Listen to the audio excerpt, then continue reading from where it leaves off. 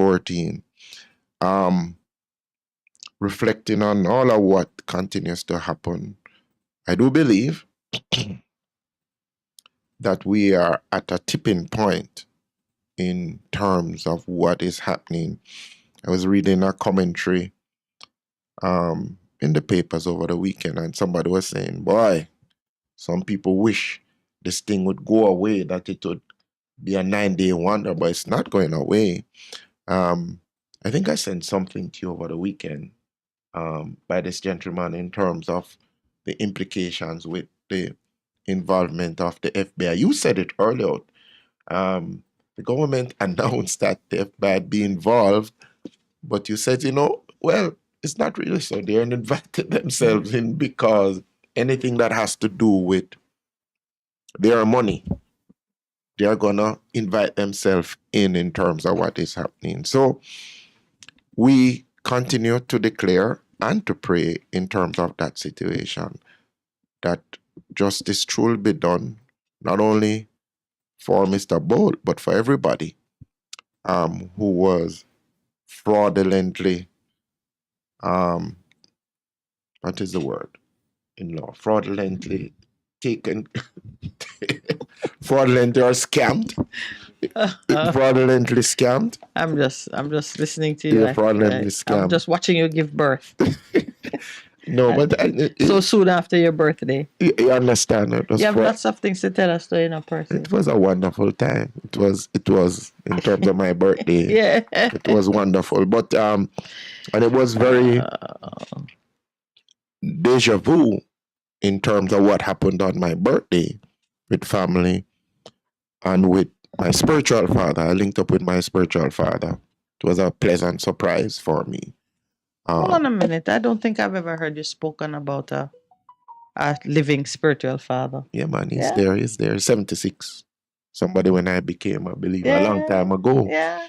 Yeah, my spiritual father. And then just talking to him, he shared some stuff and then he says, my son, it's all about faith in God in spite of circumstances that happen to you. It is about believing that what God's word has said is true. So it was a good time. I brought this because another person who was kind of shaped me. He wrote a very interesting article about what's happening beneath that. Tongue in cheek. He's a philosopher, but Clinton Chisholm. Yes, Clinton Chisholm. Yes, columnist in Sunday's Gleaner. Mm-hmm. And he makes a very important point. We often speak about the heart and what guides the heart in terms of right and wrong, and he just, from a philosophical basis, it was fun. It was so funny. Can I tell you, Percival? Yes. I'm only just now trying to get an idea of what people were writing about on the weekend. Mm-hmm. Our weekend was completely full of other activities. When I tell you, we got in somewhere.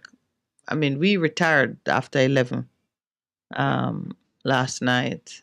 Okay. And I didn't have a single iota of energy to look at, what our people had been up to on the weekend as reported in the papers. So it's all up to you this morning. I mean, I'm going to go through it and see if there's anything. But more and more, what we're seeing in the newspapers is that the things we tackle and the line that we take on various issues, there are others are picking up the baton and carrying it a step further, which means it frees us up to begin to pull on some other things.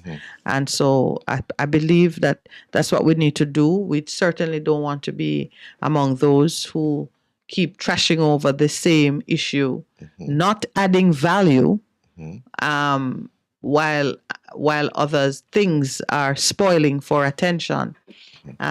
Many things are happening, as you said. Many things are happening in the nation, and we have to be choosing the important ones, the most important ones, the ones which, if you excite the awareness and people's curiosity on those issues, then the other issues will be dealt with rightly. Like if you shut down slavery, you would have dealt with human trafficking. Because when people come to a right understanding of where the heart of God is on those issues, it clarifies some other issues that flow in the same vein. So I really have not had a chance to look. But I've done some other things that I want to share with you on. Okay. When you're ready. Yeah, but that's all right. But I think if anybody can just read, it's tongue in cheek, but he's just speaking the whole thing about right and wrong, what is some people say to us everything is relative, but he says, okay, but then how do you then tell somebody that what they have done is wrong if there are no real absolutes in your life in terms of your reference point and whatsoever. Is he challenging the theory of relativity? Is that what you're saying? Yes. That all things are not relative? All things are not relational? Relational, yes. Yeah. So what is the substitute for that? Or what is the rule of the jungle that trumps the No, he said there's right and wrong. That's what he's saying. So when people are going out and accusing others of wrongdoing, what is their... Okay, sorry. He's saying that things are not as simple as right or wrong. Am I confusing you a little? Yeah. You need to read it. Yes, you need to read it. The Reverend Clinton Chisholm is, let's see, Baptist Union, holds a master's degree in biblical languages, teaching assistant in Hebrew in the university's biblical studies. He was teaching in England. I was looking for the philosopher part of it, but no, but he does it. But he, we've spoken somewhat about how Jamaicans build their opinions and whose opinion can be kind of like a safe guide as you seek to understand various issues. And you were recommending Clinton Chisholm? You're saying if you... He doesn't take the position most times that a lot of Christian persons take. He says, look at it closer. And I remember him from an early child in terms of something that we held very closely. And he says, no. Let's go back to the original text. He's saying something that I just said to you, that he should read the newspapers and tune into Jamaica Radio Online more often when you want to get the news on what's happening in the nation. And I was just saying that I had not read the newspapers on the weekend, so at least 2 days behind in what the mainstream media has chosen to report. But Sunday was muddy muddle and all kind of things. It continues on, but as you said, we can't. We do what we need to. We have to look at all the happening things and not. Yeah, but then another thing that has happened is that the teachers haven't signed. They rejected it out of hand in terms of what's happening. I remember Sonja, Mrs. Harrison had come on our program. Oh yes. Yeah, so they've said no. La Sonia, yes. Yeah. So they've said they voted like overwhelmingly against it. They said no. What? We gotta give some strength to those teachers, man. I'm always so concerned when the government's negotiating posture is take it or leave it, and somebody take it. And they said, no, we're not taking that. We still don't know what it's like if somebody were to leave it. I'm curious. I'm curious what happens if people truly hold out for what they want, fight for what they want, push for what they want. That is an unknown quantity right now as things stand in Jamaica. So, yeah, I saw that. And the police. And I definitely said a prayer for them in the moment, because until you really demand from the system what you need, you will not have a strong enough incentive to fix it. I love it. I hear my pastor said, we like to break it and then build again. Sometimes you have to break the system. You have to push it past its point of endurance. Test the mettle of those who are standing at the gate, pretending that the gate only swing one way. Okay. True. And that's the ultimate in accountability, you know. It's making the system deliver what you need. If it can't stand up to the pressure that you put on it, it's not worth its weight or its place at the table. So I did appreciate seeing the teachers do that. A lot of changes are needed in our education sector. It starts with a fair wage for the level of effort they have to put out. And when you begin to pay, you know, you can always increase your demands on a person when you're paying him properly. So it works both ways. Teachers say, we want this. All right. What am I getting from you? And that's important in terms of as we raise the standards of accountability for the public service. One, it used to be said, oh, we're not being paid well. The new scales going, okay, you know, it's better to work in government than work in private sector now. Did you know that? Based on the new scales. It's better to work in the public for some positions, yeah, for some significantly, jobs. Yeah. And then, as we reflect on last week, you made a point in regards to Haiti and Jamaica, and the killing of that gentleman. And you're saying we need to watch, you know, we need to see what is happening and look beyond what is the obvious to see what is the spiritual component of it. And you had me thinking about it over the weekend when I was reading some other things, and you're beginning to connect some dots and to say, hold on. And then we missed it because we weren't here, but the 9-year-old that was murdered in Hanover, the little girl. Oh, yes. The little girl, in Esher. Yes. The 9-year-old. Yeah. And you're going to yourselves, okay, that something is amiss. Well, Pastor is literally connecting dots with his fingers. You can't see it because it's radio. but it man. It's like we're starting new.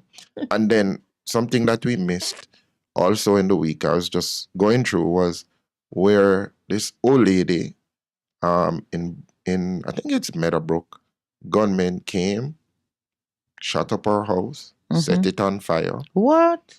And she died. Again.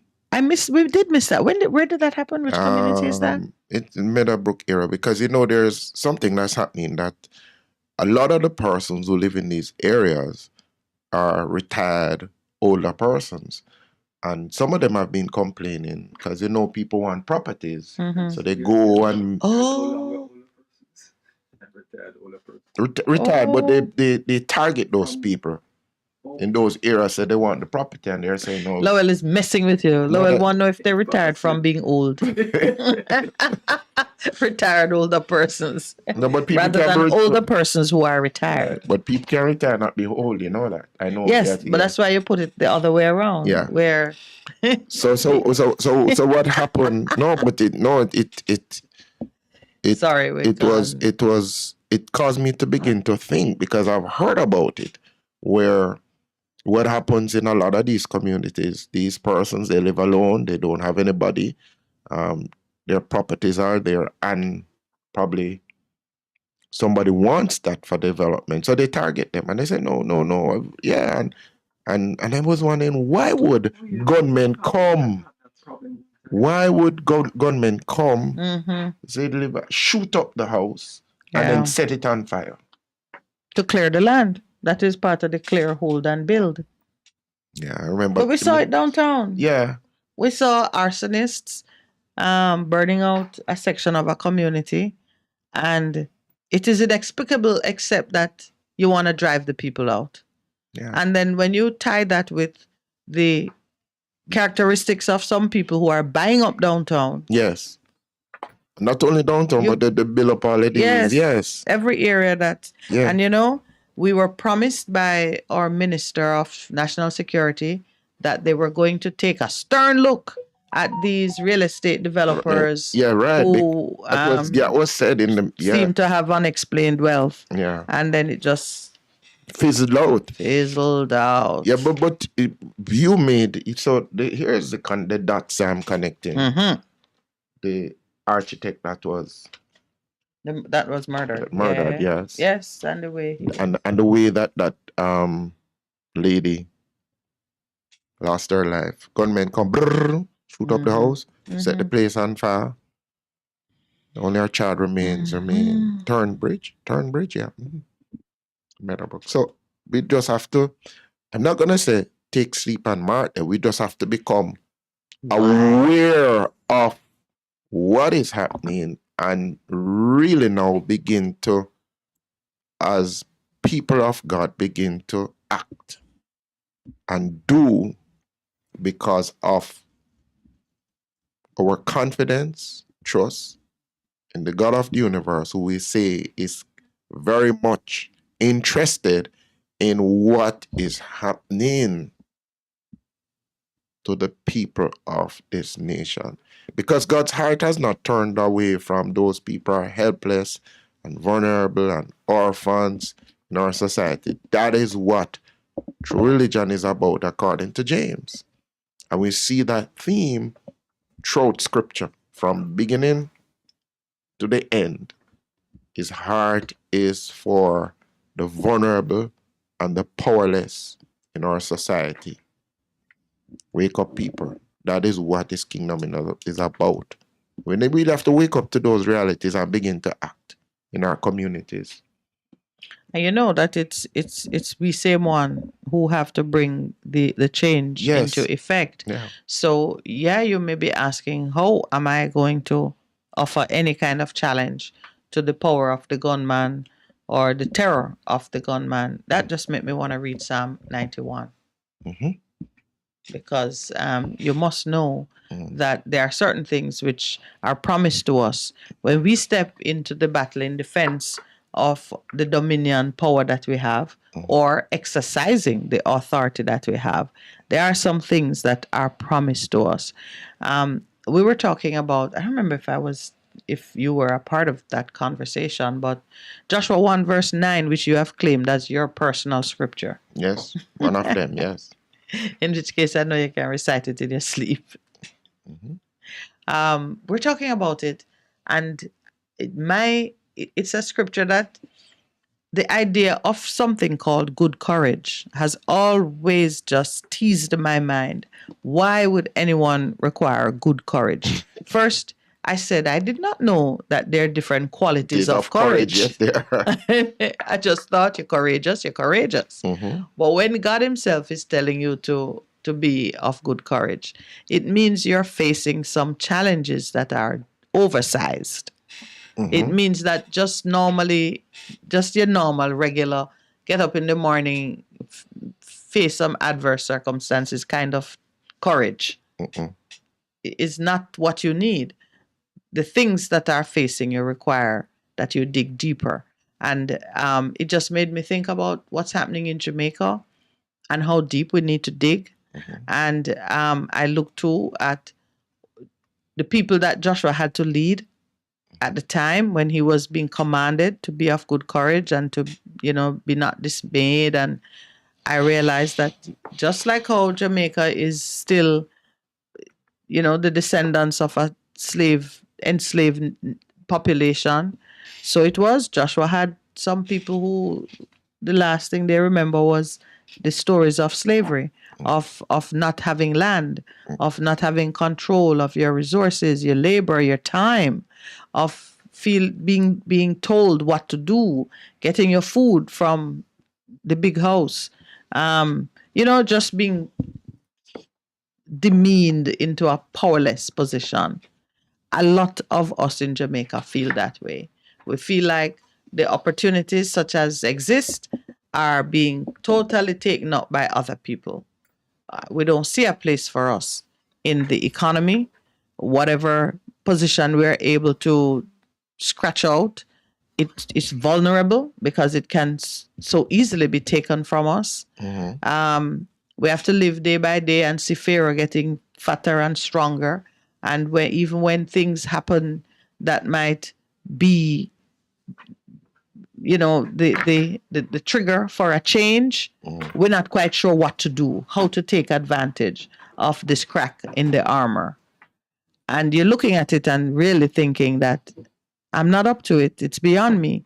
And then you have to deal with the deceit and all the misdirection that comes because you spend a lot of taxpayers' money creating regulatory agencies, beefing up investigative capacity, buying technology and equipment to fight against this or that. And then at the end of the day, you discover that if you spend $10, you got the value of $2 because $8 got stolen. If you train, 100 people, 50 of them are deceptive and into something else. If you even say we're investigating this or that, at the end of the day, you can't get no reports on the investigation. You don't know the outcome of things, and you're just sort of treading water and never getting to land and never really getting to do something significant. That's how you feel, and that's how things appear generally. In that moment, in that place, is when your good courage, Joshua, the promise to Joshua was, I go with you wherever you go. So even if you make a bad choice, I am with you in your bad choice. And if you give that suffering, that pain, that confusion to me, meaning you turn to me and say, okay, this don't look like it's working to my advantage. You can have access to the wisdom of God. And in so doing, make the necessary correction. So we're at a time in our own history when we need to make the necessary correction. We're going to take our break now. I was about to say that. We're at a time to take our break. We're taking our break now. But we'll come back with that because I have very important points that you are making. The good courage. Good courage.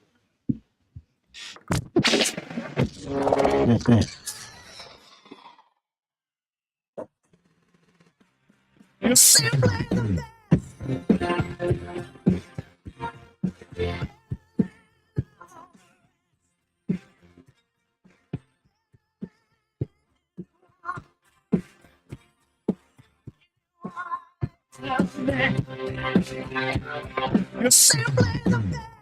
Best FM 100.5 on your dial. Keep listening. Youngsters in the parish of Portland who are victims of crimes and other forms of abuse now have a child-friendly center where they can get counseling and other support services at no cost. Stay tuned for more. I am Jeremy Lee Nelson. The Child Friendly Center was made possible through a $6.7 million donation by the United States government to help fight child trafficking in Jamaica under the U.S.-Jamaica Child Protection Compact CPC partnership. A child-friendly center or space is an environment designed to help children who are victims of crime to feel safe, calm, and comfortable while interacting with professionals, including law enforcement officers, social workers, healthcare professionals, and prosecutors. The facility is located at the Ministry of Justice's Victim Support Division VSD, Portland office, at Shops 8 and 9, Bryans Bay Plaza in Port Antonio. Justice Minister Delroy Chuck says the new center will help the government meet the needs of children who have been abused, as many such youngsters end up becoming prime targets for further exploitation and candidates for gangs.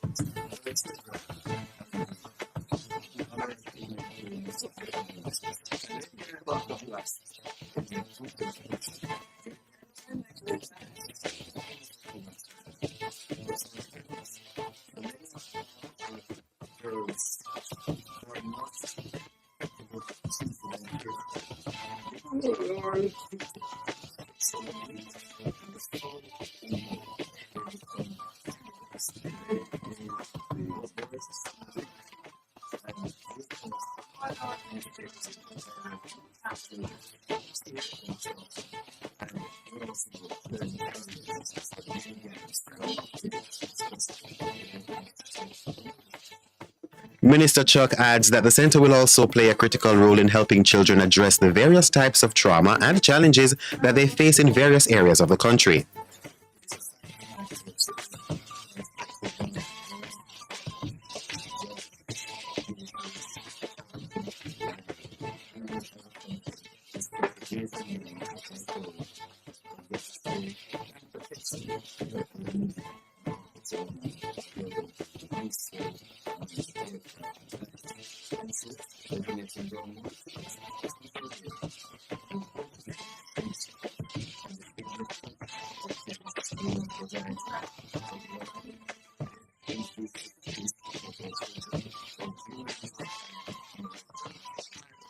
The center is the fourth such facility to be opened in the country. The others operate out of the Kingston, Trelawney, and St. James VSD parish offices. Noting that many clients of the VSD are children, Minister Chuck says while some may not have been victimized, they have faced situations that leave them disoriented and uninterested in activities for their personal development.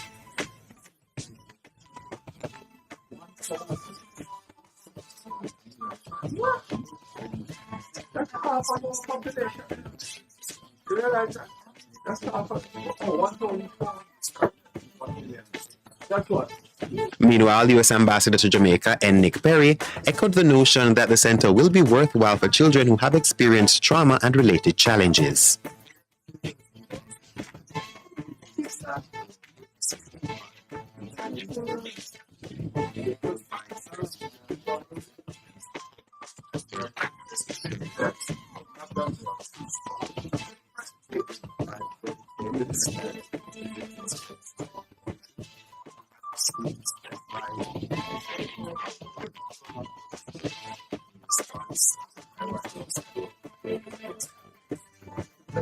In 2018, the United States and Jamaica signed an agreement, along with the Warnock Group, for a 4-year plan to build on and strengthen Jamaica's existing efforts in the identification, provision of comprehensive trauma-informed care, as well as the prevention of child trafficking in all its forms. The agreement seeks to build the capacity of Jamaican law enforcement and victim service providers to increase the level of victim-centered care that is appropriate and tailored to the needs of the victims.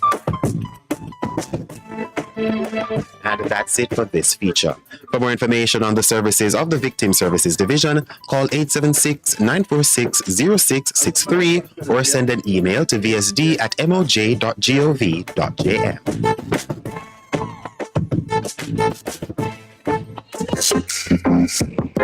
A production of the Jamaica Information Service, the voice of Jamaica.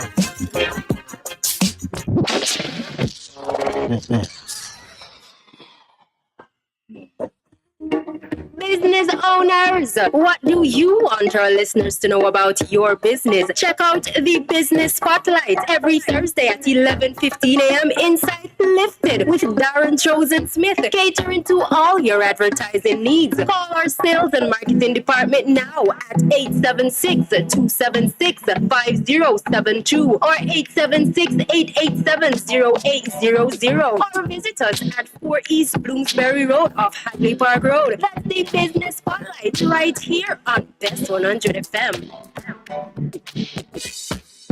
Veteran Printers for all your printing needs. We specialize in calendars, flyers, brochures, and more. Call us today at 968-7506. That's 968-7506. Or visit us at 4 East Bloomsbury Road, off Hagley Park Road. Veteran Printers, your best choice in printing. What should a taxi service do for you? On-Time Taxi Service is more than just a ride to the other side of town. They offer clean and spacious vehicles, reliable service, and promise to always look out for their customers. They'll come when you call and take you where you want to go on time. You can call us at 926-38666. We are something special on the road. Half a tree, one and drive, half a tree. Bossy, how you do I take taxi start? Chano, I want to tell you, say, 2 months now, my transmission mash up, and I check everybody and can't hear nothing positive. Yeah, hear me? You waste all that time I shop around and never call the experts. Winters, auto, have them. Them have over 35 years of experience and them diagnose the problem and get back your transmission brand new. For them service excellent and efficient. Trust me, man. You hear me? Call them at 929-7040. Or go to them at 106 Maxfield Avenue, Kingston 13 and talk directly to the boss. Just tell them I'm me, send you. You big star. Yeah, man, respect my boss. Try calling, cause trust me. Waiters Office Repairs and Repairs, good afternoon. What a relief. Looking to clean your vehicle super clean? 123 Clean Car Wash, located at 2 1/4 Osborne Road, Kingston 10. Entrance on Grove Road, below Tropical Battery. They wash and vacuum, undercarriage wash, engine wash, polish and compound, shampoo and detailing. Call them at 876-631-3400. 123 Clean Car Wash, the best in the business for a cleaner wash. Believe me, it's so easy. 1, 2, 3. For a better choice in all your electrical supplies, A, authorized 3M dealer and better brand names. B, better service including free island-wide delivery. C, all major credit and debit cards accepted. It's ABC Electrical Sales. Shop number 8, Hagley Park Plaza, Kingston 10. Open Monday to Friday, 8 a.m. to 5 p.m. Saturday, 8 a.m. to 4 p.m. We make your electrical jobs as easy as ABC. Call 754-382-528 or fax 754-3659. ABC Electrical Sales, for a better choice. Praise the Lord, praise the Lord. God is good. This is already pastor and friend, Reverend Simon Peter Jones, inviting you, my friends, to listen every Tuesday evening on Best 100 FM at 7:30 p.m. for the program, The Voice of Hope, as we extend hope to the hopeless in this dying world. God is good. Be encouraged. Hope is in the Lord. Best 100 FM is the authentic voice of Jamaica, promoting your prosperity with better vibes and better music. Let us promote your goods and services for you. Advertise with us. For more information, call our office at 876-276-8935. That's 276-8935. Morning Connection is not your usual talk show. We aim to stimulate discussion and chart new paths to self-empowerment. So please join us, Minette and Percy, on the Morning Connection, Mondays to Thursdays, 6 a.m. to 10 a.m. on Best 100 FM. It's good, it's better, but nothing beats. Yeah, good morning and welcome back. Breaking news, but before you do the breaking news in terms of... It will not be breaking news anymore. No, but the point you were on... The two things coincide actually, because I saw that coming through. Even as we were talking about... Go ahead, Percy. You like the point. No, you in other words, you've forgotten the point. No. You were speaking when you were signaled with the break, so that's okay. Yeah, you're all. Well, we're always, and I pray that we have the capacity to do it for so long as we're here, just drawing your attention to the fact that this good courage that the Lord himself was pulling out of Joshua, fairly young man, had been aid to Moses. Moses now dead, and the Israelites need to cross the Jordan and enter the land of Canaan. Canaan was the land promised from the time of Abraham. Mm-hmm. It is the land in which they lived until they went off to Egypt to away from the famine. And it is the land to which they were returning. But these who were returning now, this is 430 years later. Mm-hmm. So they don't know nothing about no Canaan. To them is a foreign land occupied by other people. Some of them were frighteningly tall. Yes. And, land of giants, the land of giants, the relatives of the Anakites. That's why you had Goliath. Right. And following up Bible lore, understanding that when the angels saw that daughters of men looked beautiful. They came down and created children. They came down and saw me in it. They wouldn't have any children. They were saying it's trouble that. But they had children, and it is understood that these were not normal children. So you that's a whole story in and of itself. You're descended from angels, but Joshua now had the charge to lead this group of people whose last known occupation, aside from grumbling and complaining in the wilderness, they were slaves, farmers. Yeah, they were slaves previously. So there's a mentality that they had to get out of. Yeah. And so they were not soldiers, warriors. And that's the point I want to make, because a lot of us go say, but me not have the education, them people that them book learned and they're smart. Or you might say, these gunmen have high-powered weapons and they're organized and hungry and ruthless. I am just, a shopkeeper, whatever you are in the situation.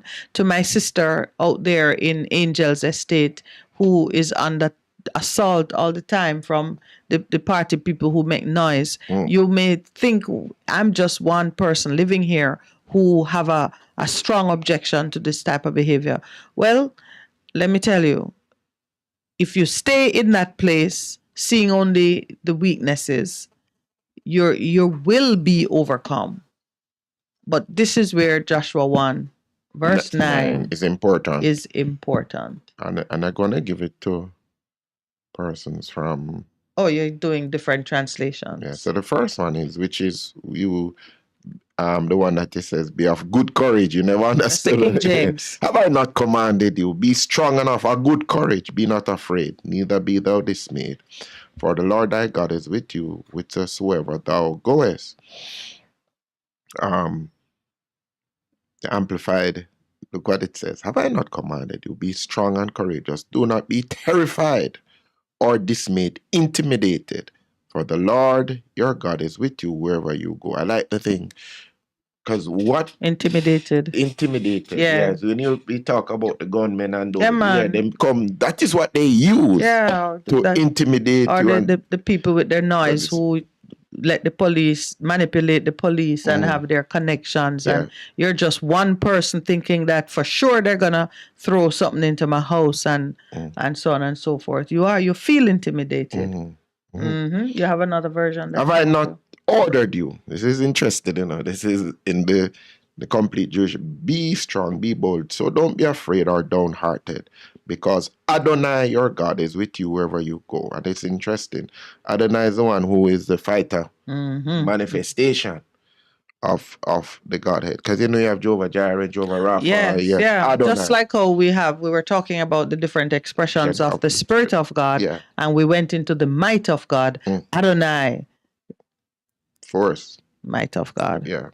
What I noticed as you're reading the different translations is that there are different ways to interpret what's going on in the Spirit, why God had to give such a command. But what does not change? There is no change to the words, God is with you wherever you go. Yeah. That's it. That's a promise that you don't have to try and interpret. What does it mean that he's with me? And it's interesting that it means if you're there, he's there. Have I not? Is a command, It's like him say, time for war.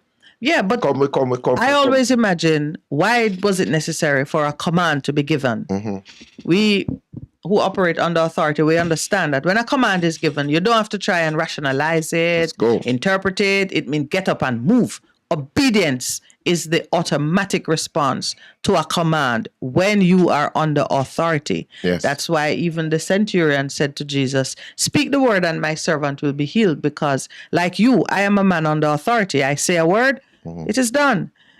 And, we talk about why the JDF functions differently from the police force. That is the reason why soldiers function differently from peacekeeper police, work with citizen police. Soldiers move based on authority, the chain of command. You don't need to question. If it's coming from there, sir, you just move on it. Of course, now there are different ways of handling that, because people are recognizing that some who have authority will abuse it and give instructions to soldiers that ought not to be given. So now I love it that we are reprising the sovereignty of man, because those laws coming out of the military courts, which show that a soldier must still maintain a conscience and a morality that allow them to do what is right, even in the face of a command. Mm-hmm. And let's go back to beginnings. Are you following my red herring or? No, I'm not following your red herring. I just no, it's a good sidebar. It's a good sidebar. The sovereignty and the authority that you're beginning. Yes, because you've been restored. That is what we're reprising. We're following the restoration. The Ministry of Reconciliation requires us to get back to the sovereignty that God gave us, and it's interesting to see humanity moving in keeping with the will of God, even though they don't even know or intend, because the world is moving on its own axis of evil and terror. But you see some things happening. No. Yeah, you see some things happening which are very much exactly as God ordained, even those who are saying they don't believe in God and so on and so forth.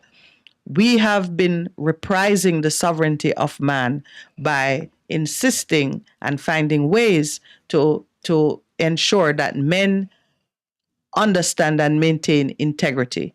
So even though you are a man under authority, when you get certain commands, you still have a duty to consider the source, the origin, the purpose of the command. Notwithstanding all of that, we're back now to just understanding rightly what it means that God is with you wherever you go. And so there is a quality of courage that you must bring to the table so that you can get up and move and give God something to do for you. Yeah, that's important. If they're lying on the ground, if you get up and move, he can't do nothing. He can't do anything because understand this, how it was. When he created us, he said, I want you to rule, take them, and have dominion. And what he did in that moment was put boundaries that says, I will not intervene until you say, okay, I need your help.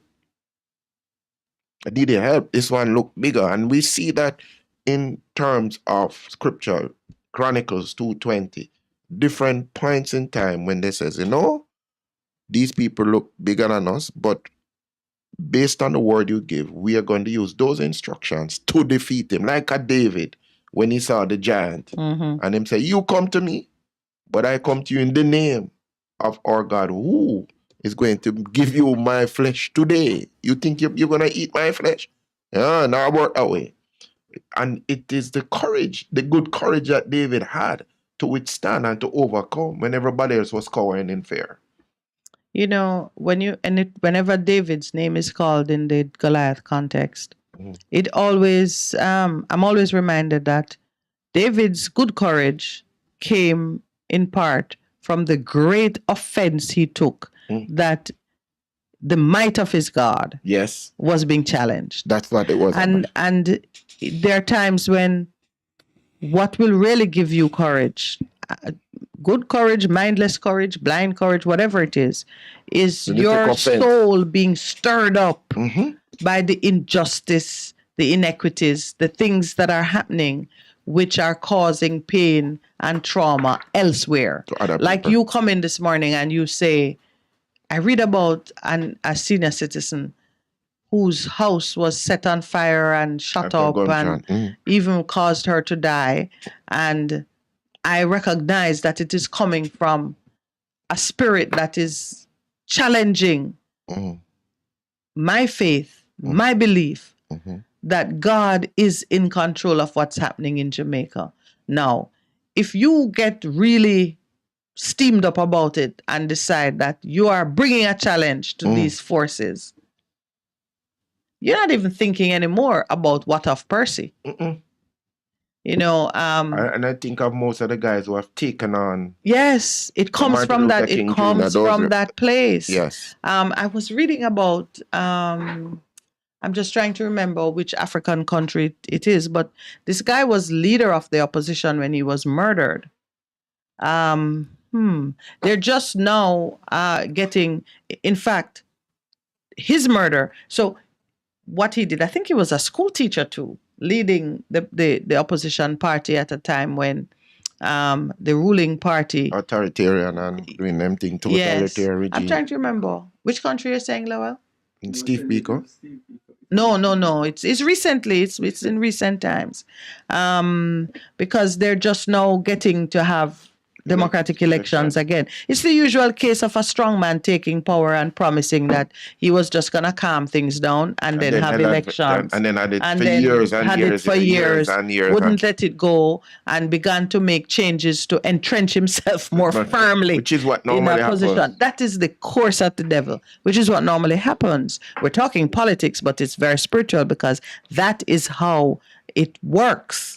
It comes in kind of giving you smooth, pretty stories that, yeah, man, you need somebody to just calm things down. And then it was what happened with Venezuela. Much as I did like Hugo Chavez, it was the same thing. You get yourself settled in power, and then suddenly you don't want to let it go. You love power. You don't want to go back to the point where people choose you. You want to impose yourself on your people. The leader of the opposition led a march protesting certain changes being introduced by the government. In terms of the constitution. Which would have entrenched themselves even further. This was a government that one of the tactics they used was to kidnap people and put them in so-called black sites, and they used torture and so on. And the man was taken. They broke up, just like how the UIC was having their march and during the COVID time. And the police was there with a show of force on the technical basis that no permission had been granted for the gathering. Similar thing, police went in, they took the guy and they arrested a number of persons, but he was not released. He just disappeared. And then the phone is dead? No, it's long after, but his arrest and disappearance led to massive, Sparked. Like what is happening in Iran. Yeah. And you can see now, that is also the pathology of the exercise of good courage. The people were so incensed by the arrest and disappearance of this man. They kept demanding that he be brought forth and getting nowhere. Eventually, of course, they tore down the regime. They now... and just recently, I think it's Belgium that he released his. Is it Belgium? Body? They found it. The remains, I think, were tested in Belgium because he had some gold filling or something. Whatever. But they found the remains in some remote village. So it's the good courage. It's the good courage that is needed now. And I only make mention. I'm gonna find which African state it is. They've recently celebrated some celebration took place recently because his wife is still around. And I mean, I mention it because sometimes you will die. No, people don't like to hear that their good courage might end in the grave. But whatever it is that your nation needs to turn that corner, you have to count it a worthwhile cause to put yourself on the line. Okay. You got to believe in something higher and bigger than yourself. And that courage should carry you past the resistance or the desire. People don't like to talk about dying and so on, but for me, it's a part of our reality that our bodies are finite. We're either going to die peacefully in our sleep, or we're going to die while doing something, or somebody's going to kill us because we talk too much on radio early in the morning. You know that can be a fatal offense. We know that. And it's something that I fully recognize. What I'm saying, until... The philosophy? No. Until Father says it is so, then that's all right. Well, the first thing is, my belief, and no doubt yours, is that every breath we draw is based on the plan and the will of God. If He don't want you to be here, you can't be here. And when He wants you to be here, even your most determined suicidal act will fail. Yeah. So you live according to purpose and by conscience. So I would say God's willing. Yes, yeah. If he don't will it, it can't be. Yeah, God's willing. Yeah, if he doesn't permit it, it will not happen. But the good courage that is required from Jamaicans must take us past dealing with what is happening in the financial sector, dealing with our own government who is now frustrating the exercise of our democratic processes. Local governments are very important. I know we like to treat it as the second cousin to the general elections, but it's not. The truth of the matter is it's even more important. That's where the voice of the people can truly, truly, truly be expressed. And I noticed that various administrations give it short shrift because they want to mislead us on its importance. It's treated as it's treated like the afterbirth. The baby is here now. Just some little unpleasantness is left, but you have the baby, don't you? Yeah. But I tell you, just like the afterbirth, it can kill you. It's not a joke. If it's not taken care of properly. Yes. Yeah. People don't know that. But you talk about being of good courage. Here's a good courage that happened. We mentioned it last week in joke. It's 7:30 when we come back. It's 7:30 already? Yeah, it just turned. In terms of this Road Traffic Act and things leading up to it, Jamaicans need to be of good courage. Yeah. Good courage.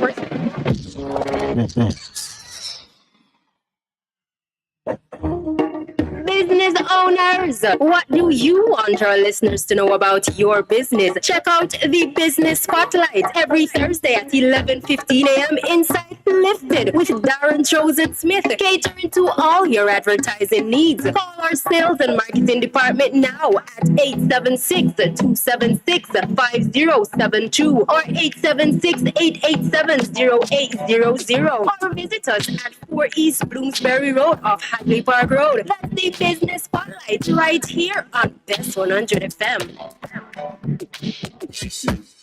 Veteran Printers for all your printing needs. We specialize in calendars, flyers, brochures, and more. Call us today at 968-7506. That's 968-7506. Or visit us at 4 East Bloomsbury Road, off Hagley Park Road. Veteran Printers, your best choice in printing. What should a taxi service do for you? On-time taxi service is more than just a ride to the other side of town. They offer clean and spacious vehicles, reliable service, and promise to always look out for their customers. They'll come when you call and take you where you want to go on time. You can call us at 926-3866. We are something special on the road. Looking to clean your vehicle super clean? 123 Clean Car Wash, located at 2 1/4 Osborne Road, Kingston 10. Entrance on Gulf Road, below Tropical Battery. They wash and vacuum, undercarriage wash, engine wash, polish and compound, shampoo and detailing. Call them at 876-631-3400. 123 Clean Car Wash, the best in the business for a cleaner wash. Believe me, it's so easy. 1, 2, 3. For a better choice in all your electrical supplies, A, authorized 3M dealer and better brand names. B, better service including free island-wide delivery. C, all major credit and debit cards accepted. It's ABC Electrical Sales. Shop number 8, Hagley Park Plaza, Kingston 10. Open Monday to Friday, 8 a.m. to 5 p.m. Saturday, 8 a.m. to 4 p.m. We make your electrical jobs as easy as ABC. Call 754-3825-8 or fax 754-3659. ABC Electrical Sales, for a better choice. Praise the Lord, praise the Lord. God is good. This is already pastor and friend, Reverend Simon Peter Jones, inviting you, my friends, to listen every Tuesday evening on Best 100 FM at 7:30 p.m. for the program, The Voice of Hope, as we extend hope to the hopeless in this dying world. God is good. Be encouraged. Hope is in. Jamaica, we're going up and not under. No more slaves any longer. We were once weak, but now we are stronger, stronger, stronger. Join me, Darren Chosen Smith, Mondays to Thursdays from 10 a.m. to 2 p.m. inside Lifted, right here on Best 100 FM, 100.1 to 100.9 FM. Tune in and be informed, motivated, entertained, and spiritually lifted. Your weekdays will never be the same again. Mondays to Thursdays from 10 a.m. to 2 p.m. inside Lifted on Best 100 FM, 100.1 to 100.9 FM. With yours truly, Darren Chosen Smith. Tune in and be lifted.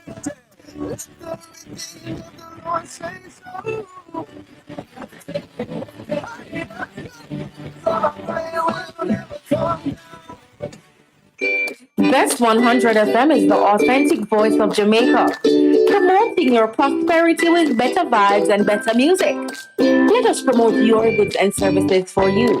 Advertise with us. For more information, call our office at 876-276-8935. That's 276-8935. Morning Connection is not your usual talk show. We aim to stimulate discussion and chart new paths to self-empowerment.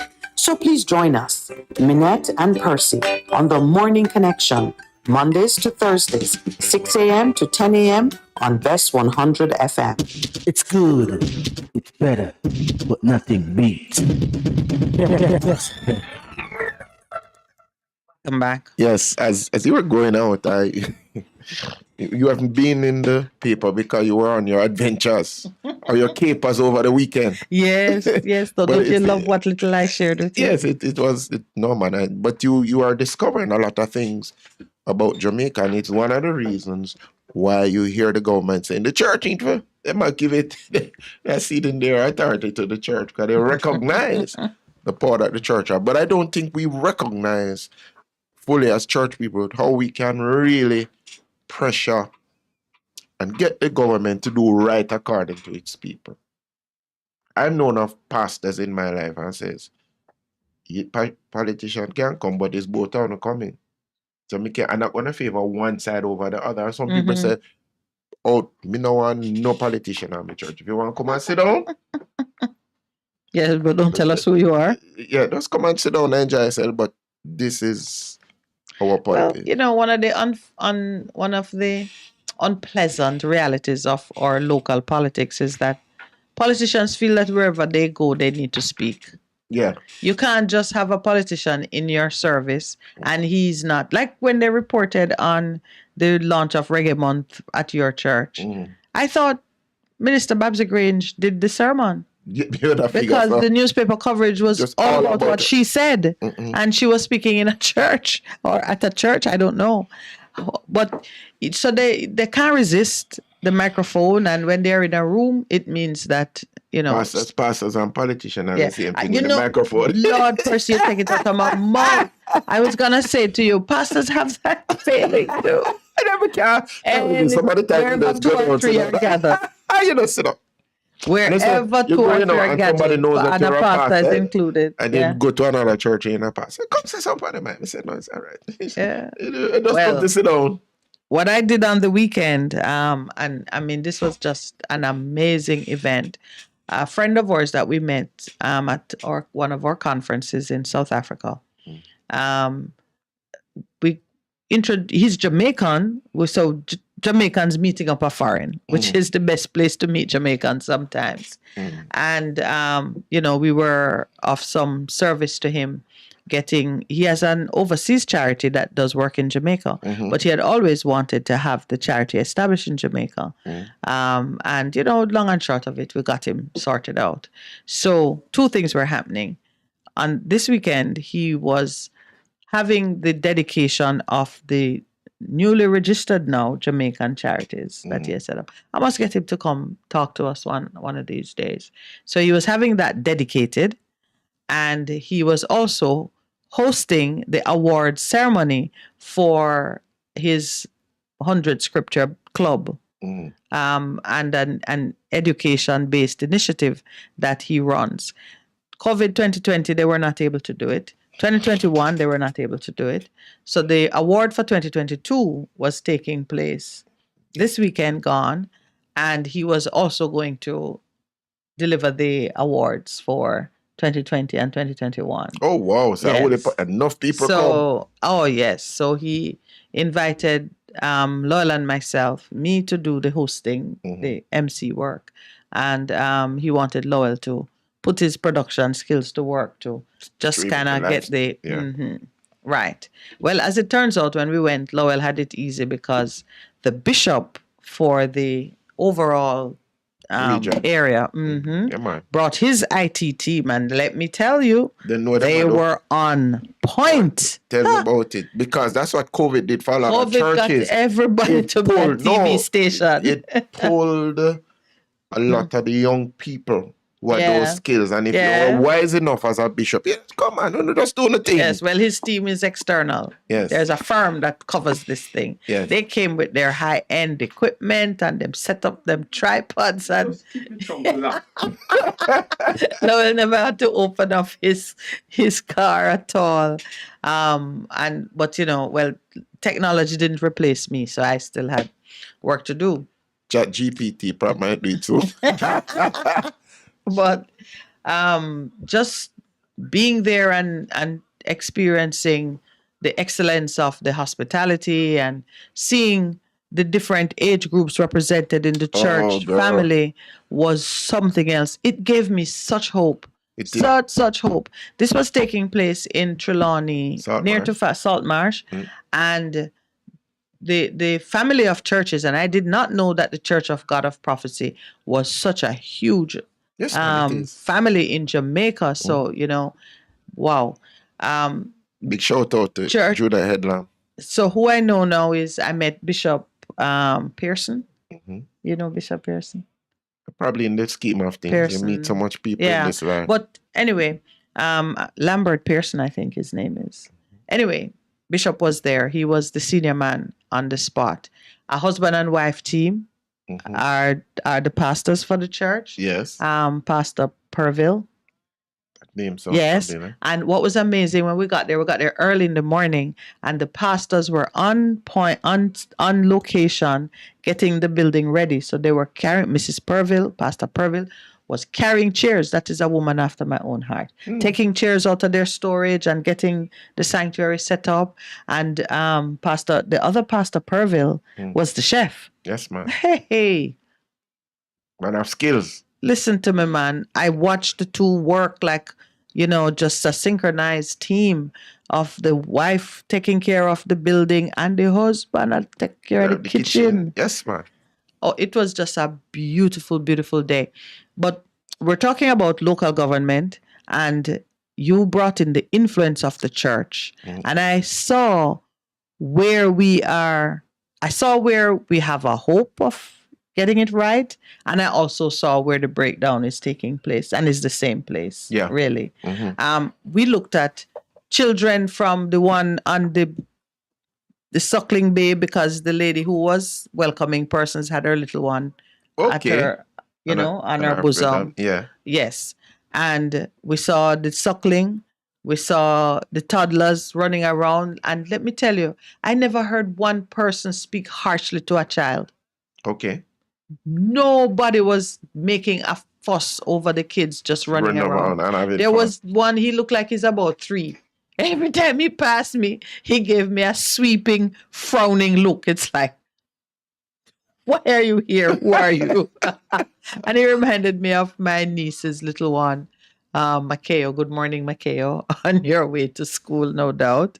The kids were, this was their place too. Of course. Yeah. The freedom, the women were relaxed, but still a whole heap of women still, because of the 10 awardees, 1 was male. But when I looked across that day, because they had many participants, so there may be about maybe a percentage, maybe 30 or 40. There were boys were mixed in it too, but what rose to the top, 9 girls, 1 young man. And the ages of the awardees from age 12 to the oldest person was 20. I suspect she was involved in the 2020, 2021. Okay, right. Yeah, but COVID, she almost aged out. It's been 2 years.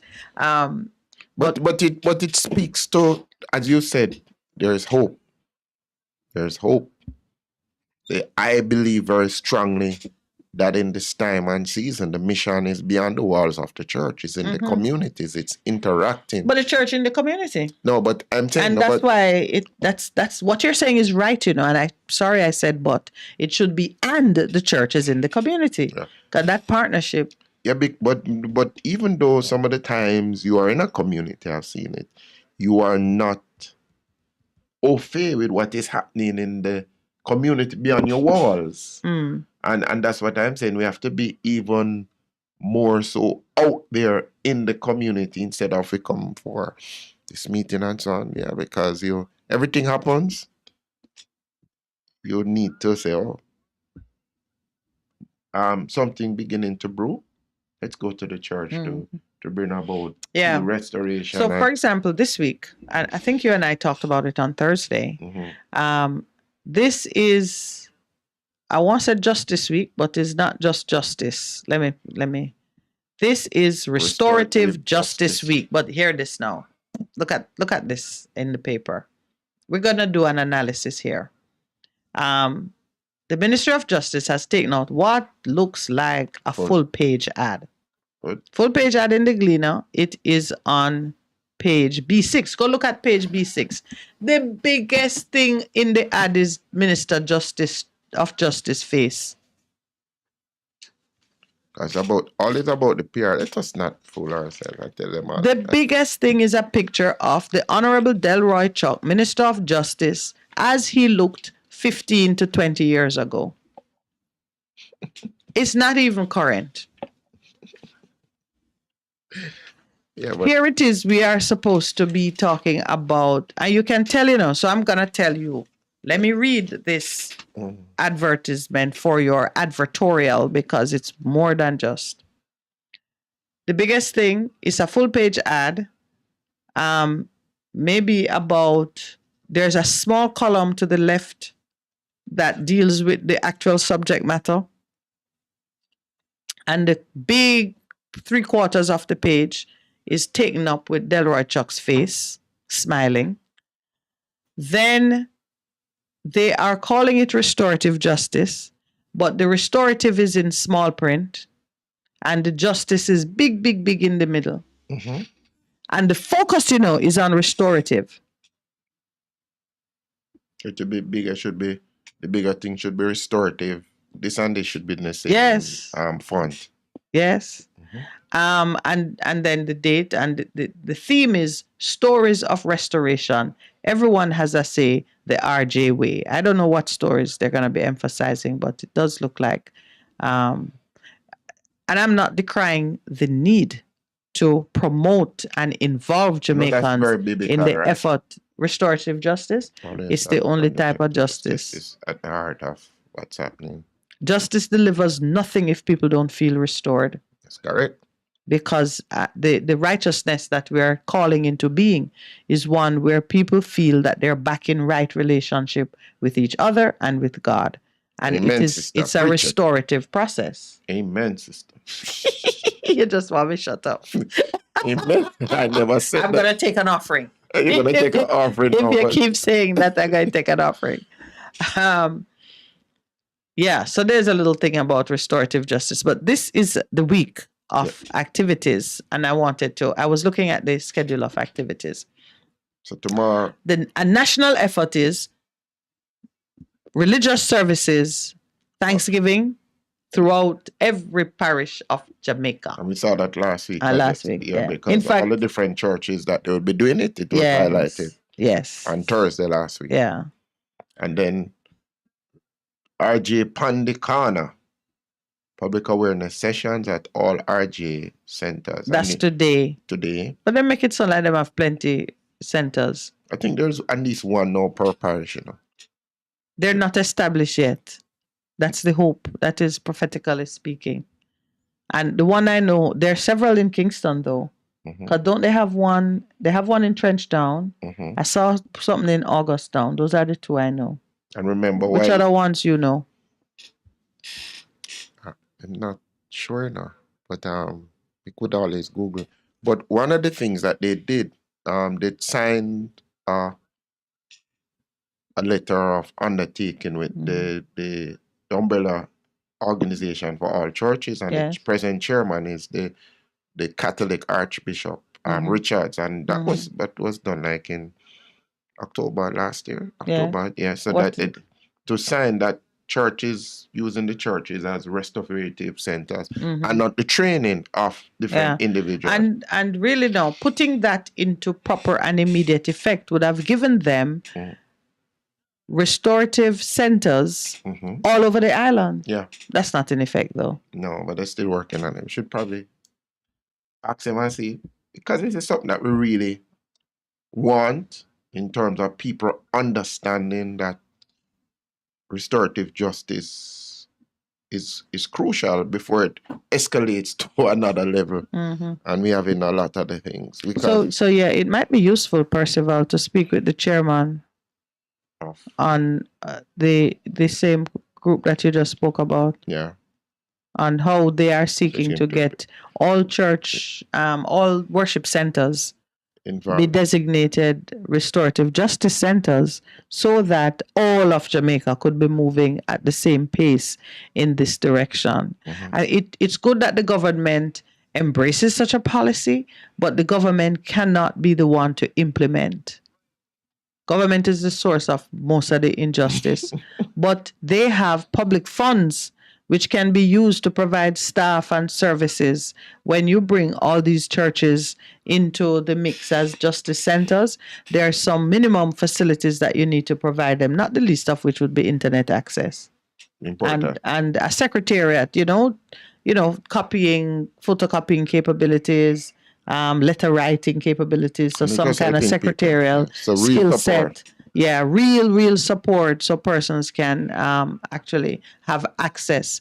A lot of times the policy is right, but access to the facilities that it speaks to don't exist. So it's just another. Anyway, on Tuesday they are doing restorative practice. A school intervention. This is in St. Andrew. I wonder where in St. Andrew. We're in St. Andrew. Yeah, because some more details would help us. No. The only thing that is all island the church service is the church service. But the truth is, all these things need to be all island. Okay. On Wednesday, they're doing a public awareness session at Harmony Beach Park in St. James.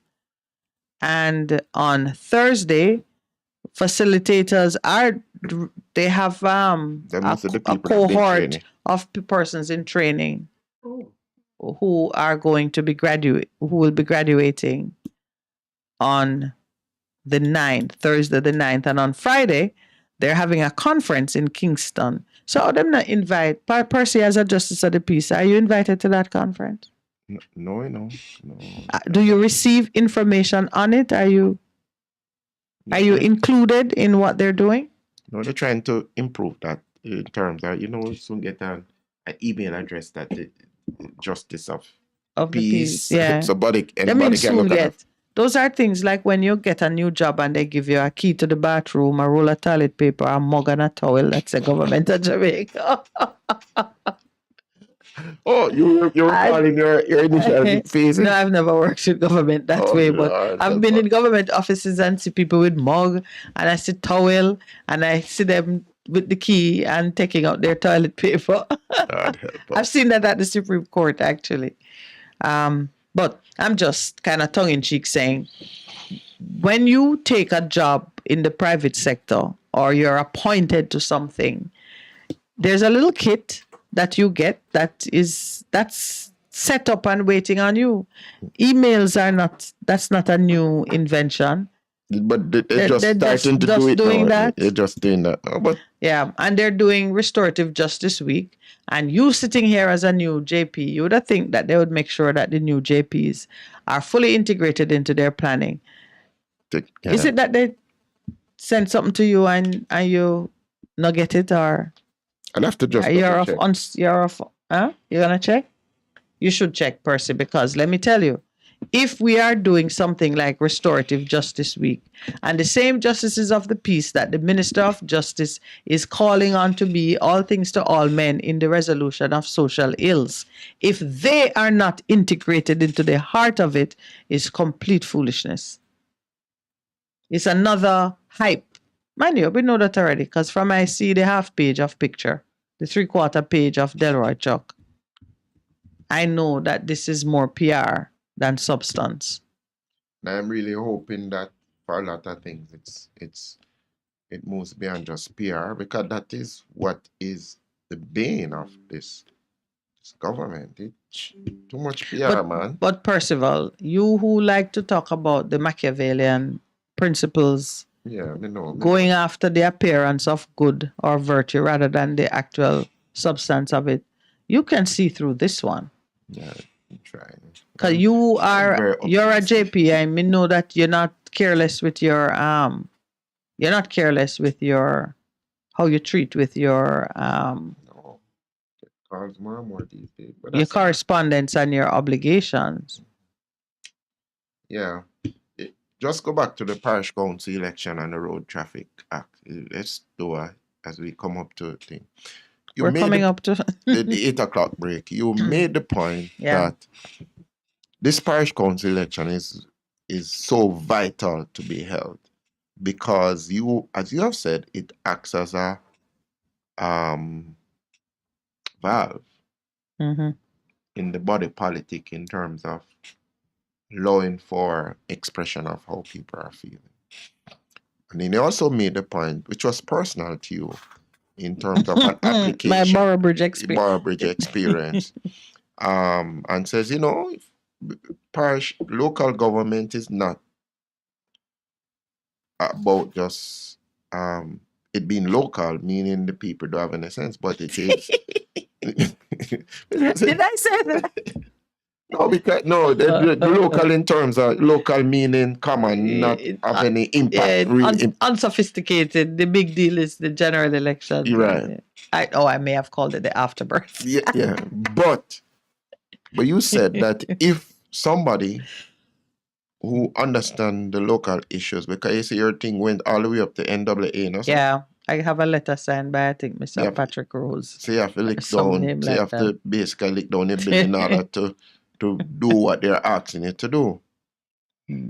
Now, this Road Traffic Act, so it's all about input with people who understand to say, does this make sense? Can this be enforceable? Now the government has to be backtracking because this Road Traffic Act, which has been in gestation for many years, and then we had the regulations. I'm backtracking because people say, somebody sent a video to me where the man put on him on his car. No children. Just like you went to places, no children. No pets. Yeah, what I'm saying. And people are saying, but there are some other things there that really don't make no sense when you look at it. Like, there's been a lot of commentary on the web, social media, about this $150,000 with the smoking vehicle. And somebody says, if your vehicle smoke, if you have to pay $150,000 to fix it smoke, where you going to get the money to fix it? Because if your vehicle smoking, Mr. Producer, no something wrong with the engine. Yeah. You probably need a new engine. More rings. You understand, to those one. So what may I tell you? Well, it's kind of embarrassing to see, the people who were standing so tough against the taxi operators who wanted some relief with how to handle the ticketing issue. It was interesting to see them announce that, we're going to go back to the drawing board with regard to this baby carriage business, the baby seat. It was so funny. I saw this thing where somebody take the baby, I told me baby seat, they put it in the car and strap down the child. You don't understand? Oh, they put the baby seat in the car? No, not the baby seat that is made. You have these chairs that you put your chair in, like if them have a play area and have a chair. Somebody take one, put in the car. That's not the child owner. That is the baby seat. That's where we straight the baby. It revealed a side of how lacking in wisdom we are. That was embarrassing to observe. Embarrassing to observe. My attention was attracted to a scripture this morning. I want to share it with you before we go into the break. It is about the ostrich, the comments that were made about the ostrich. Not the ant this time. No, not the ant this time, the ostrich. Mm-hmm. Let me make sure I find it. Because the Lord was saying, I've created the ostrich in a certain way. And the ostrich is described as lacking in wisdom. He said, I didn't give him any wisdom. And that is why it functions in that way with regards to the treatment of its young. Mm-hmm. I read it and I thought, whoa, hold on. Is that just the ostrich who's behaving like that? Strike on. There's for the taxi drivers. Strike on. Yeah. In the book of Job, Job chapter 39, when God was answering Job, mm-hmm. and demonstrating his sovereignty, and therefore really laying out the reason why when he does a thing, man's duty is to remain patient and see where it's going. He talked about the ostrich. May I just take 30 seconds to do this? Go ahead. He says, the wings of the ostrich wave proudly, but are her wings and pinions like the kindly storks. The ostrich is a massive bird by comparison, but it can't fly. True. For she leaves her eggs on the ground and warms them in the dust. She forgets that a foot may crush them, or that a wild beast may break them. She treats her young harshly as though they were not hers. Her labor is in vain, without concern, because God deprived her of wisdom and did not endow her with understanding. What caught my eye was that, oh my gosh, when we treat our children as though they're not ours. Like the ostrich. And like the ostrich, when we behave like the ostrich, it is because we lack wisdom and understanding. Mind you, he did end by saying, but when she lifts herself on high, she outruns the horse and its rider. She has her own skill and her own talent. But the lack of wisdom means that she cannot do for her young but she should be as any other mother, parent would do. She'd never get the wisdom and the understanding. And we who have the wisdom and the understanding behave like an ostrich. If you like, you just act. Yeah. It's in our national anthem too. All right, I permit you to take the break.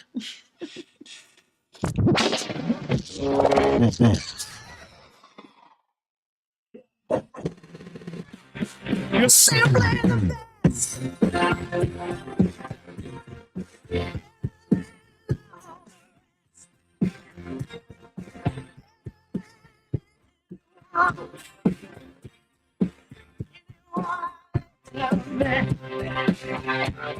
You're simply the best.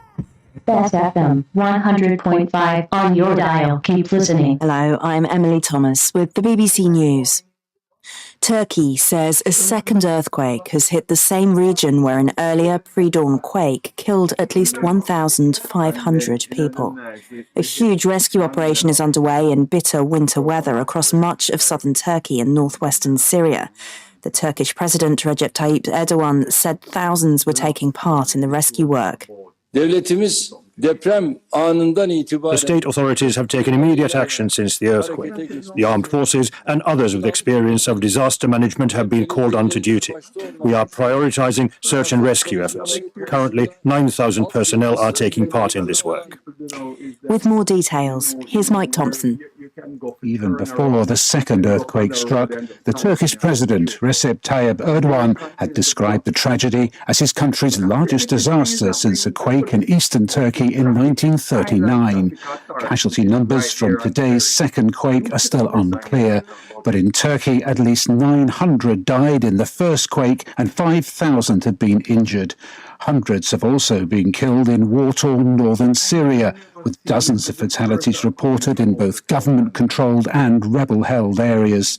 The region is home to millions of Syrian refugees living in camps on both sides of the border. President Erdogan says 45 countries have offered help following the earthquake. The European Union is sending search and rescue teams to Turkey. Rescuers from the Netherlands and Romania are already on their way.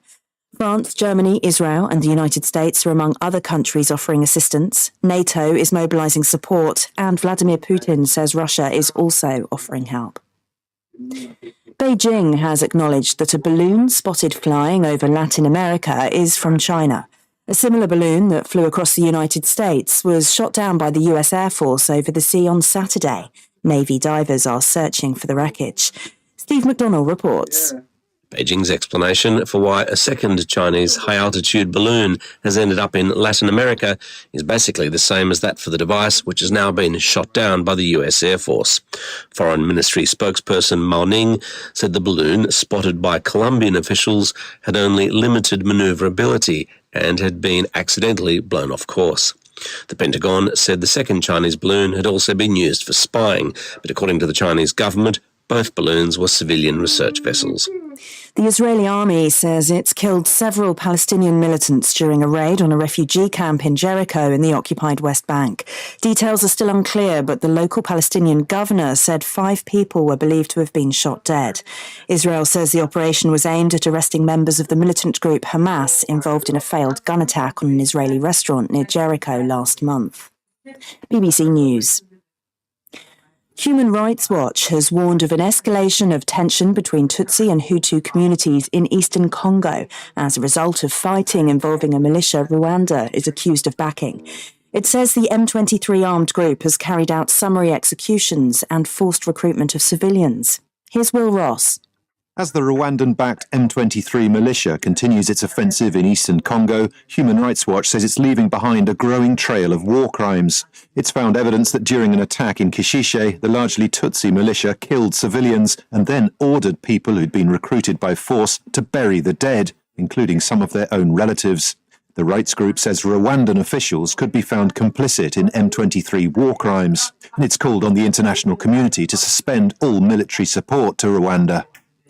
Political leaders in North Korea will meet later this month to discuss what they describe as the urgent task of growing more food. The country has permanent shortages, but these are thought to have become more acute over recent years.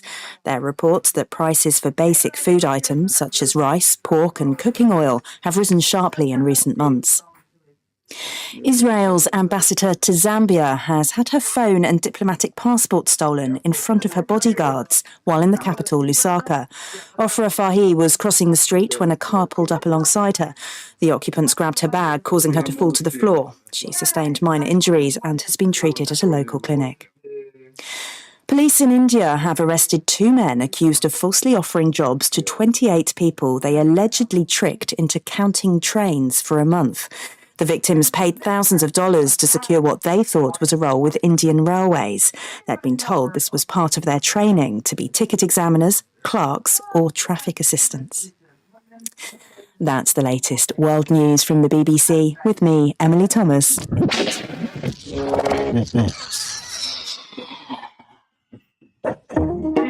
Business owners, what do you want our listeners to know about your business? Check out the Business Spotlight every Thursday at 11:15 a.m. inside Lifted with Darren Chosen-Smith, catering to all your advertising needs. Call our sales and marketing department now at 876-276-5072 or 876-887-0800 or visit us at 4 East Bloomsbury Road off Hadley Park Road. That's the Business Spotlight right here on Best 100 FM. Veteran Printers for all your printing needs. We specialize in calendars, flyers, brochures, and more. Call us today at 968-7506. That's 968-7506. Or visit us at 4 East Bloomsbury Road, off Haggard Park Road. Veteran Printers, your best choice in printing. What should a taxi service do for you? On-time taxi service is more than just a ride to the other side of town. They offer clean and spacious vehicles, reliable service, and promise to always look out for their customers. They'll come when you call and take you where you want to go on time. You can call us on 926-3866. We are something special on the road. Half a tree, one and drive, half a tree. Bossy, how you do I take taxi start? Chano, I want to tell you, say, 2 months now, my transmission mash up, and I check everybody and can't hear nothing positive. You hear me? You waste all that time I shop around and never call the experts. Winters Auto have them. Them have over 35 years of experience and them diagnose the problem and get back your transmission brand new. For them service excellent and efficient. Trust me, man. You hear me? Call them at 929-7040 or go to them at 106 Maxfield Avenue, Kingston 13 and talk directly to the boss. Just tell them I'm me send you. You big star. Yeah, man. Respect my boss. Try and call him, guys. Trust me.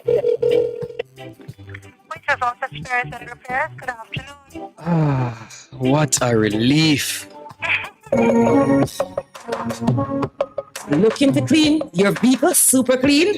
123 Clean Car Wash. Located at 2 1/4 Osborne Road, Kingston 10. Entrance on Grove Road, below Tropical Battery. They wash and vacuum, undercarriage wash, engine wash, polish and compound, shampoo and detailing. Call them at 876-631-3400. 123 Clean Car Wash. The best in the business for a cleaner wash.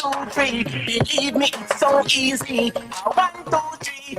For a better choice in all your electrical supplies, A, authorized 3M dealer and better brand names. B, better service including free island-wide delivery. C, all major credit and debit cards accepted. It's ABC Electrical Sales. Shop number 8, Hagley Park Plaza, Kingston 10. Open Monday to Friday, 8 a.m. to 5 p.m., Saturday, 8 a.m. to 4 p.m. We make your electrical jobs as easy as ABC. Call 754-3825-8 or fax 754-3659.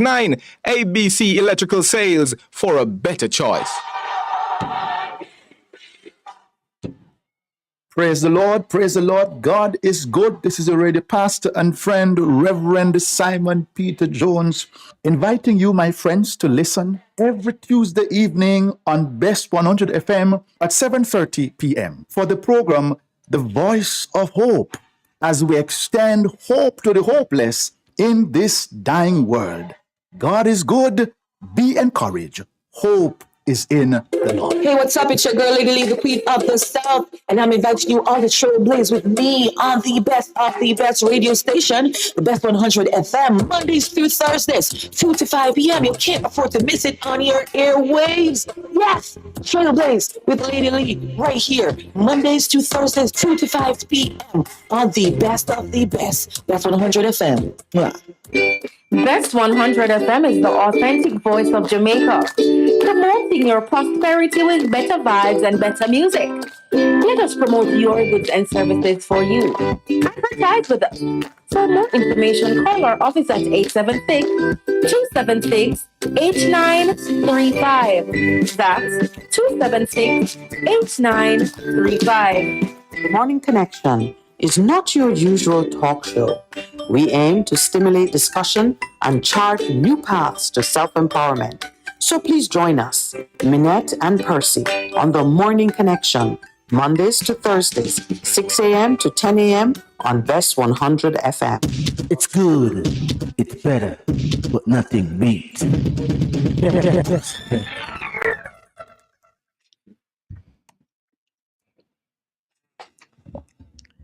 Well, good morning and welcome back. We're going into the segment now where we turn on the lines, open the lines, so you can have an opportunity to, give us your 2 cents worth No, it's dollars. The inflation has hit us, so it's no longer 2 cents. It's dollars we're speaking. Give us your dollar's worth. Yeah, dollar might be too expensive. About what you think is happening in the nation, but more importantly, what are the potential solutions to the problems that we're having, and how do we as Jamaicans take a hold of those problems and cause real solutions for real people in real situations.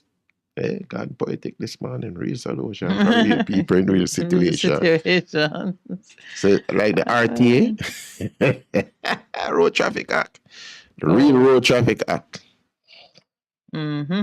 I was looking at the list of I found this on the JCF. On the JCF side, so there's 147 offenses in the act. And from 5,000 to 150,000. That's what it is? So the lines are now open. Lines are open for you to call in 876-619-1508 and 876-279-8473. You can call in and tell us what you think. Government has backtracked. You notice the minister, the prime minister, he's chief amongst the ministers. He made the press conference and there are a group of persons standing behind him. We are standing in solidarity. Really? Stay out of the line of fire. Are you saying on Yeah, it's never a good look when a newly established law has to go back to the drawing board, especially when they were so forceful. Good morning. Welcome to the Morning Connection. Hey, African. How are you, my brother? How are you? You know, my president, I give thanks for it, you know. It's good to be here, you know. Yeah, what's up? You know, some old lady lose her money down at the Half-a-Tree Bank, the door. Which Half-a-Tree Bank is that? The big bank on Half-a-Tree there. What do they call it? NCB? Yeah, well, there are two. There are two in the area. But anyway, regardless of which bank it is, what happened to her? What happened to her money? She got down her money, can't get her money, brethren. I'm not telling a lie, you know. My mother about 90-year-old, you know. Mm-hmm. And then take away her money, brethren. Yeah, what explanation are they giving her? Because something is missing in that narrative there. Yes. You know, say, I'm a sister tell me, say, don't take her money. I don't hear from her, because from that, I don't see her, you know. I would be curious, African, and see what, if anything, we could do to be of assistance, because that's not normal. But you'd have to be sure which bank it is. You know, so never try, never see her here. Never check back my sister and here we are going. What happened? Yes, yeah. You know, I tell you lie, Miss Minute. I don't feel good about them something and we are going to Jamaica, you know. That's... I want to put things going around away. No fear reach we, you know, Miss Minute. Mm-hmm. And right now it's a turn we in a hall kind of something, you know. Man stand, all kind of something to turn we in, you know, Miss Minute. Well, you know, African, if you were listening earlier, we were talking about the encouragement that Jamaicans need to take at this time to strengthen us in our resolve to fight against those things. So rather than let something turn us into a monster, which is entirely possible because you make decisions to go in every kind of direction, you really have to pick a course that is not only going to solve the problem, but will make it a solution, an enduring solution that's going to work for the next person. Yeah, that's important. These people now make it possible for we to achieve in Jamaica, you know. And so why when we achieve, I put on dollar in the bank, and after 60, 70 years, when you're old people now, and you want your money, and you're going to feel your money, Miss Minity. Some people are tell about your money now in there. And then people are pass uptown and I go up on the hill and I go on and I take our money, you know, Miss Minity. What is our money them take away, you know? Well, African, let's find out exactly what the situation is with your mom, and deal with it. Deal with it precisely the way it has to be done. Yeah. All right, the next thing. Yes. We hear the finance minister. I talk about the SSS something there. SSL. Mm-hmm. Yeah, and he must say the private sector, like the man that's some investigation. And what the private sector? Well, again, you'd have to be. We can talk about what comprises the private sector, but not in relation to what the minister said, because the Lord knows what he actually said. A lot of things. But I don't know that he could just say the private sector is under investigation, because investigation. No, he never said them under investigation, He said what? But he might talk like the private sector. He have a problem with them right now towards the SSS. The board member, them on the board, them a private sector. Some of them, yes, the FSC board had. Which board, by the way? On which board? On SSL board or FSC board? One of them or the two of them in a misminity. All right. The SSL board is private sector because it's a privately owned company. The FSC as the regulator were persons appointed both from public and private sector. So maybe, so maybe it's the private sector he was talking about, because the companies that are in the financial sector are private sector companies. They're owned by private people, staffed by private people, and the boards are pulled from the private sector. And none of those board members, them still on board there? Well, it's a private company, so the members will only change when they change themselves. Yeah, when they change it themselves. You know if them change them, Miss Minute? I don't think they've. I believe like one or two persons resigned after the news came out, but was the part still there? Yeah, the rest are there.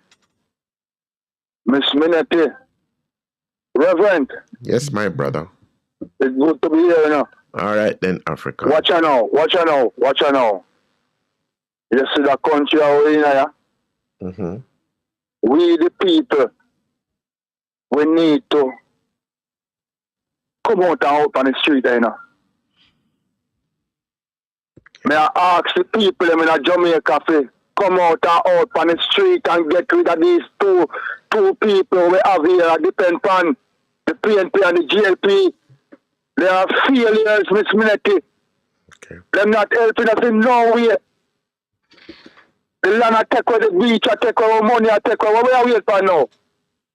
Call to order, my brother. Huh? There is a call to order. People have to stand behind what they believe in and fight for the change that. Some people make us go on the street now, man. We're ready, We're ready. We don't have to burn them, and we don't have to take on nobody thing like them, We don't have to teach somebody thing like them, Just make us go on the street and get rid of them, yeah? All right. Love and bless, it's good to be here, yeah? All right, African. Thank you for sharing with us. There seems to be the next caller. Good morning, caller. How are you? Good morning and welcome. There seems to be a problem with the taxis this morning. My daughter. Not a problem. They're on strike. With public transport. Yeah, they're on strike. Oh, okay. Yeah. It seems so, because she says not getting and not seeing anything. So. Oh, you need to go and assist her? No. Oh. She got a ride down. Thank God. But the afternoon. But they indicated it, so it's not like they never said. Yeah. The people are prepared. Good morning and welcome. Good morning. Good morning. Yes, Minute and Pastor, I agree with that gentleman that the people of Jamaica has become so complacent, so laid back, and just giving up. It's like they've been beaten down so much, they have no energy to stand up to what's going on. And with the bank, I have a friend who leaves here in 2012. and she came back last year, and I took her to a bank, a credit union bank in Portmore, and she left $25,000 in the bank. Yes. When she came back, how much was left? Hello? Oh, you hear me? I'm hearing you now. How much was left? How much was left? $5,000 was left when she went back. $5,000 was left. And she was just furious because she used to work for NCB before she left here.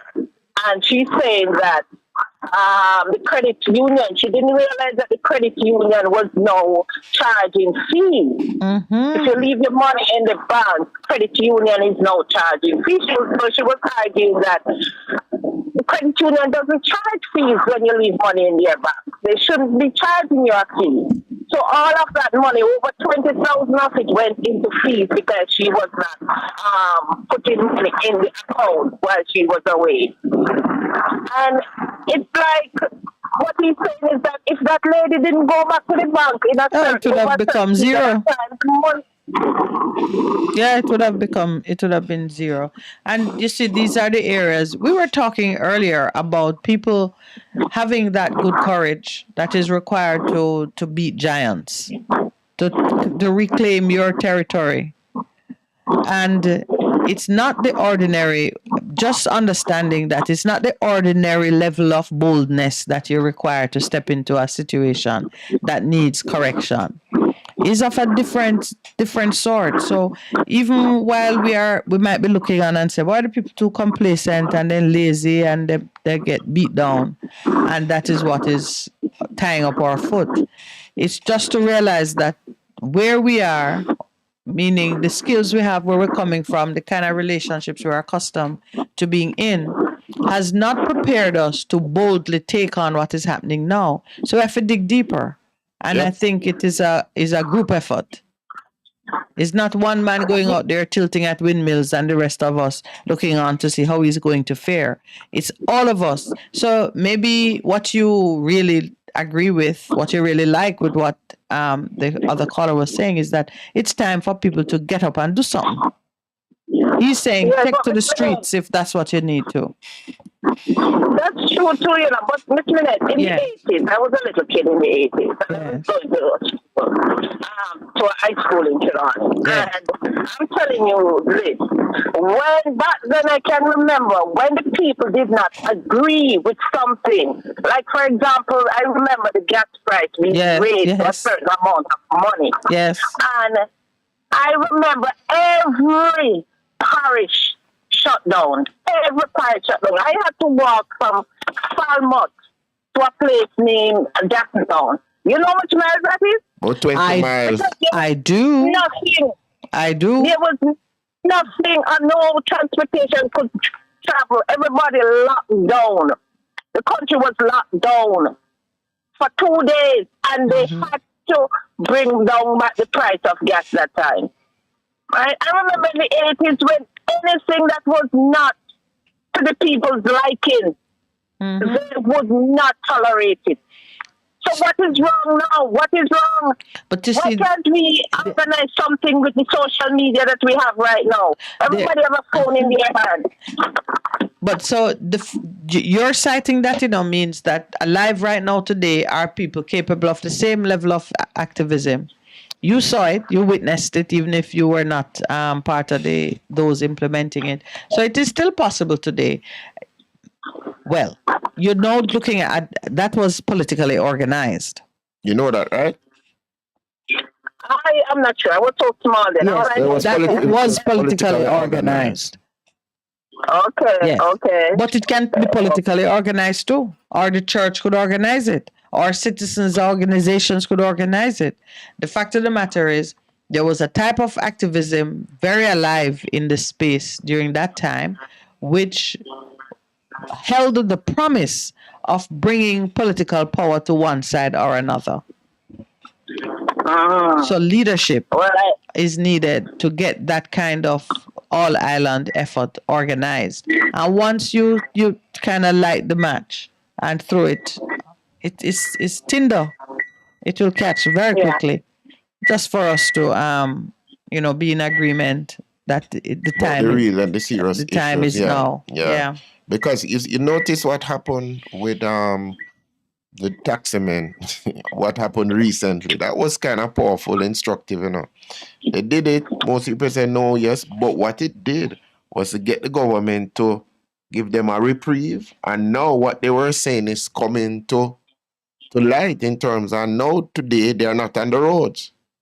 A lot of them have just take with themselves, as you would say it. So it means that if we are organized around issues and saying to the powers that be, come on, you must do better according to all of us, it will happen. Yes. Yeah, I'm convinced of that too. One last thing, quickly. Yes. Is that I remember when Mr. Oney was trying to become prime minister of this country, and he said that corruption not under his watch, not under his watch. So far, the amount of corruption that has happened under his watch, and I haven't heard anybody being put in jail or even being approached, say that, listen, this was wrong.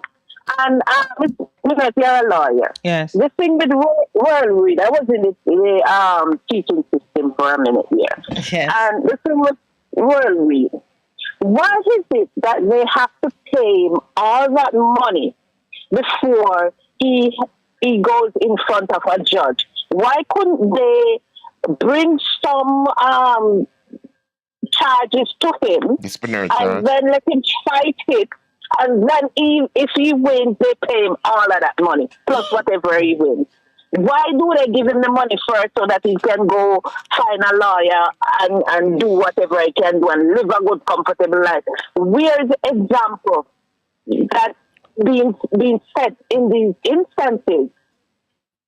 Well, we talk about the need for justice, and all those things you outlined is like a perfect essay on how the different parts of justice work. He got a settlement on his employment contract because the negotiation, that didn't go to court, that was settled in negotiations because that is civil, non-criminal. You employ lawyers, they look at things, and you move with the timeline that process really sets on its own. The second part of it is your constitution guarantees you certain rights, which have to be taken into account when things are being done. So you out there in the public might feel with some certainty that he's guilty of something, but under the constitution, he is presumed to be innocent until he is proven guilty by a court of law. So while we are hearing about the deeds that are being attributed to him, those are just the statements and the allegations which he faces. In the face of the law, he is innocent, and therefore any money that he succeeds in negotiating with relation to the civil matter cannot be held up or frozen to await what happens in the criminal matter, because he is innocent. What you have is an innocent man who has negotiated a separation package to bring his employment to a close, and it was settled at a certain sum, and he's entitled to have it within a reasonable time. So so when you have those two things kind of running concurrently, you're always going to find that one is faster than the other depending on who's in charge of what. Now, he was charged fairly quickly, but when he went to court, lawyers made various applications, and that has been cleared. So now is probably the clearest chance for it to move to trial. We're at 8:32. Can we take our station break, please? Okay, thank you so much. But I do thank you for your call. Okay.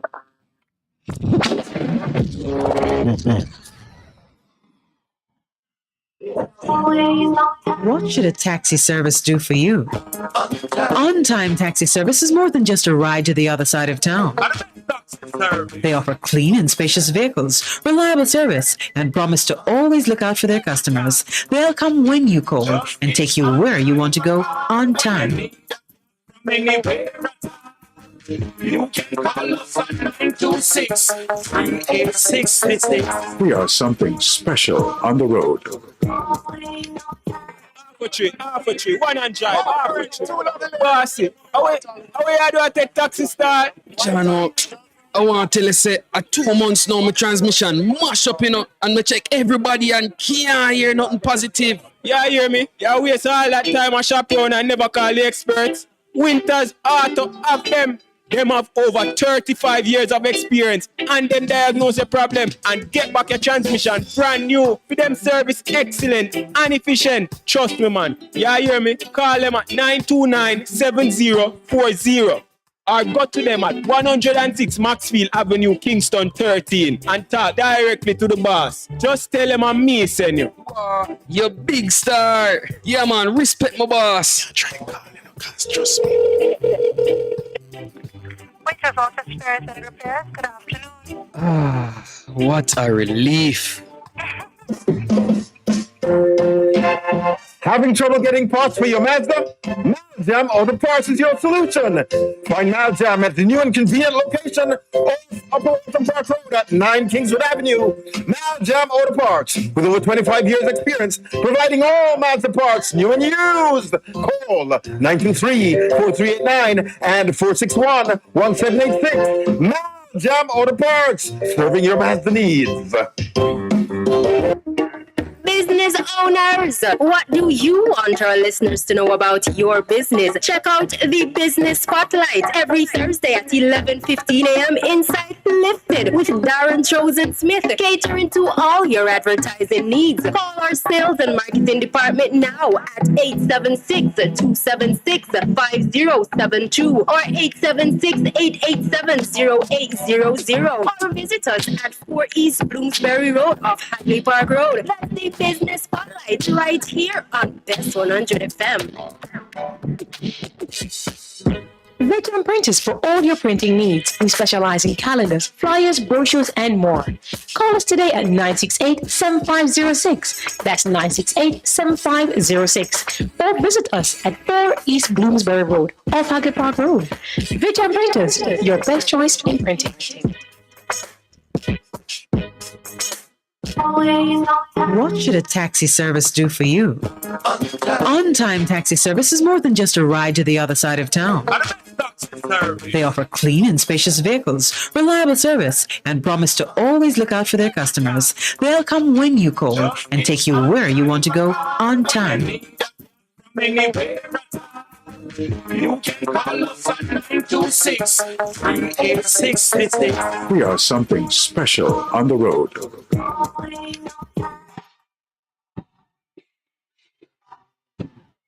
Praise the Lord, praise the Lord. God is good. This is already Pastor and friend, Reverend Simon Peter Jones, inviting you, my friends, to listen every Tuesday evening on Best 100 FM at 7:30 p.m. for the program The Voice of Hope, as we extend hope to the hopeless in this dying world. God is good. Be encouraged. Hope is in The Morning Connection is not your usual talk show. We aim to stimulate discussion and chart new paths to self-empowerment. So please join us, Minette and Percy, on The Morning Connection, Mondays to Thursdays, 6 a.m. to 10 a.m. on Best 100 FM. It's good. It's better, but nothing beats.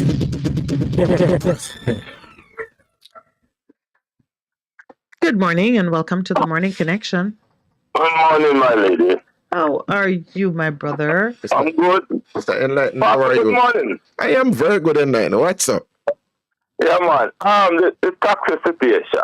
Yes.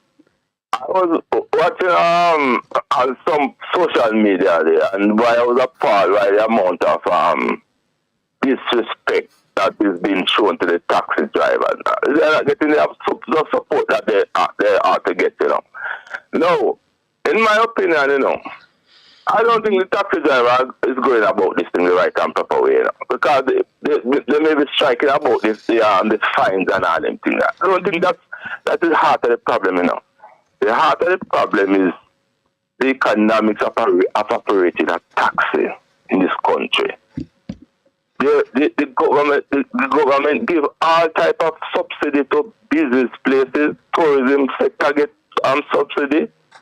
All the Chinese, when them come into to open business in this country, they get all kind of concession and so on. These taxi drivers now, they don't get anything from the government, and they have private business, and the government controlling how much they can charge, how much money they can charge. So, in other words, the taxi driver are subsidizing the government transport system. Well, and that is true.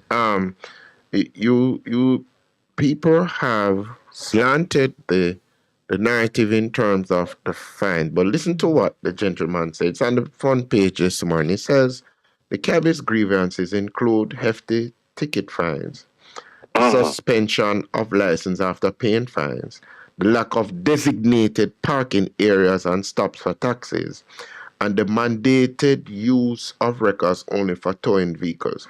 You see this thing of lack of designated parking areas. Some of them get tickets for all of the time, Yeah, so they are committing crime of opportunities in a lot of cases, because they don't have any place to park, and the government flood the areas with taxi, and then so in other words, what I am saying that I believe should take place. They should get permits to operate the taxi instead of them have to pay fees for the license. Interesting. What difference do you see that making?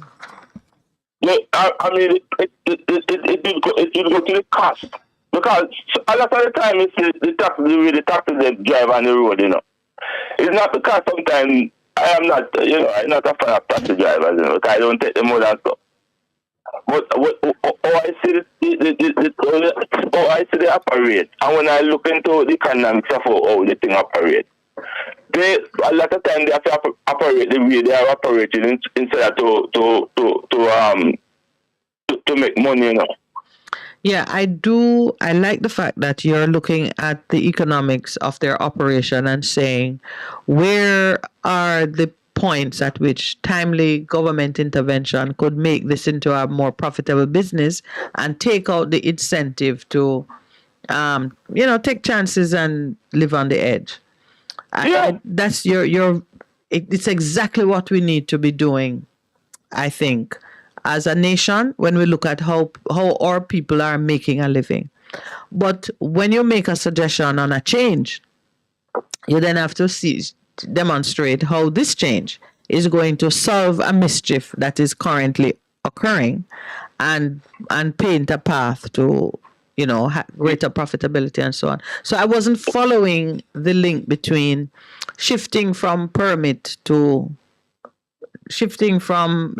fee to permit.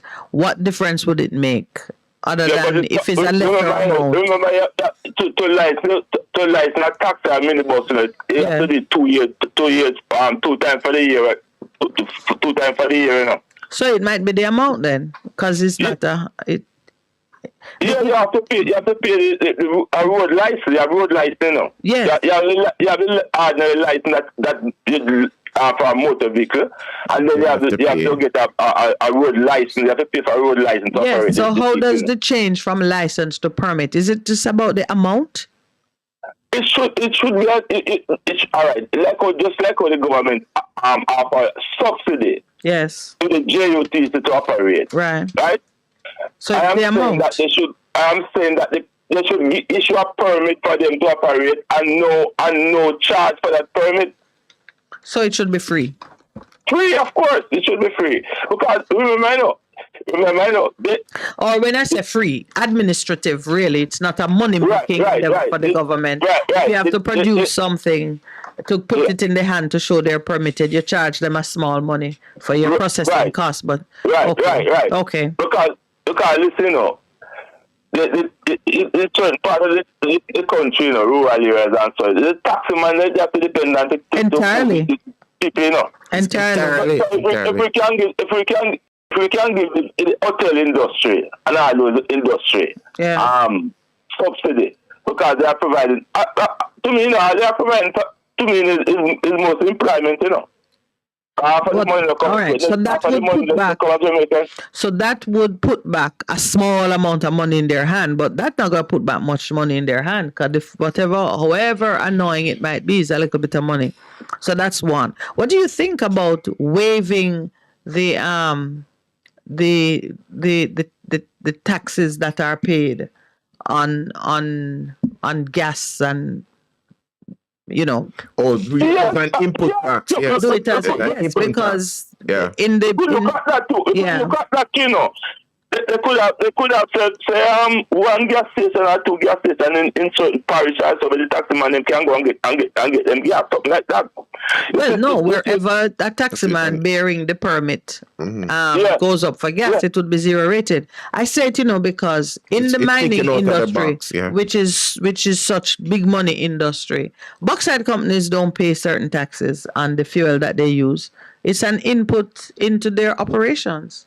So why can't the taxi men benefit from some sort of subsidy when the government control the amount of money they can charge? That's what I'm saying, and that's my point, They are running a private business, And you're saying they must the get government support. control how much money they can charge. Yeah. I see where you're going with it. A lot of pressure on the taxi drivers to in terms of their livelihood, but yet they're not getting any benefit, and they are doing a tremendous work in this country, moving the economy. Of course, because some parts of the island, as you say, have no infrastructure or arrangements for licensed transport, and and in other places the existing supply is under pressure. So do carry. Yes. Let me tell you, it's why even with the teachers not taking whatever agreement the Minister of Finance presented, I am of the view that when you're not getting what you want and you're not being unreasonable about your demands, you must insist and do not accept foolishness. Yeah, man. So I support the taxi men in their strike. Yeah, so sometimes, because what is on the street right now is that the taxi man them in discipline, and them don't want to do this and them don't want to do that. So I believe them should attack this on a different angle, because it costs a lot of money to the taxi men and to buy gas and to fix road front and them not getting any from the government. Yeah. Right, and they carry a lot of burden. The society, moving the society. They are the one that a lot of them is moving the society. Move the workforce. Yeah. Yes, sir. Without them in a lot of places, teachers can't go to school. People can't go to school. Employees can't go to factories and all them type of things, Yeah. So what is their benefiting from doing all of that? Yeah, they get ignored and treated like the society. Yeah. They're not business, they're not interested.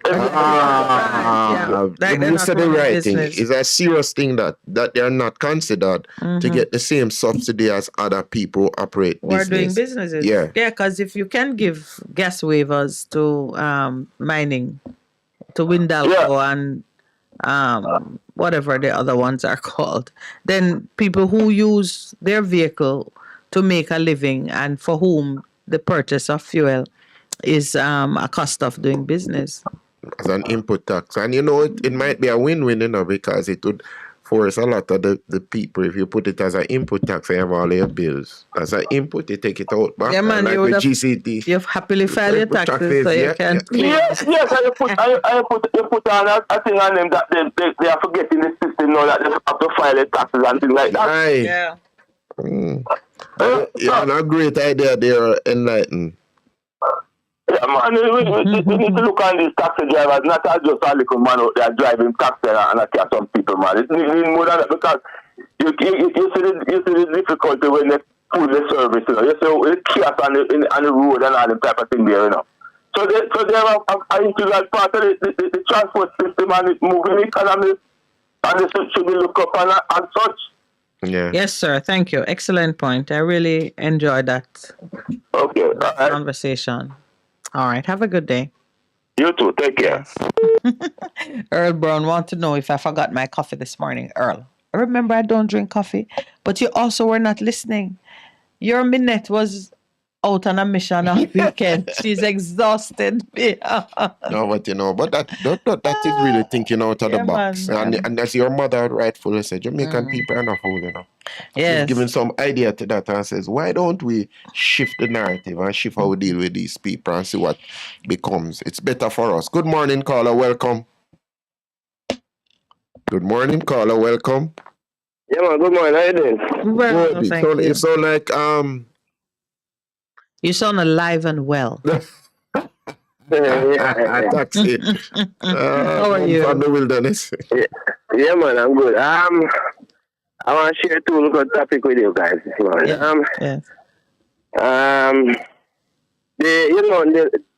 The lower house of representative here, parliament, right? In order for Andrew to pass any laws, he needs 2/3 support, right, from the MPs. Yeah, he already had more than the 2/3 in MP support. So when it comes to the Senate now, he needs one vote from the PNP side in order to pass anything into law, right? And 2/3 of the Senate would be you would need one from the PNP side. Right.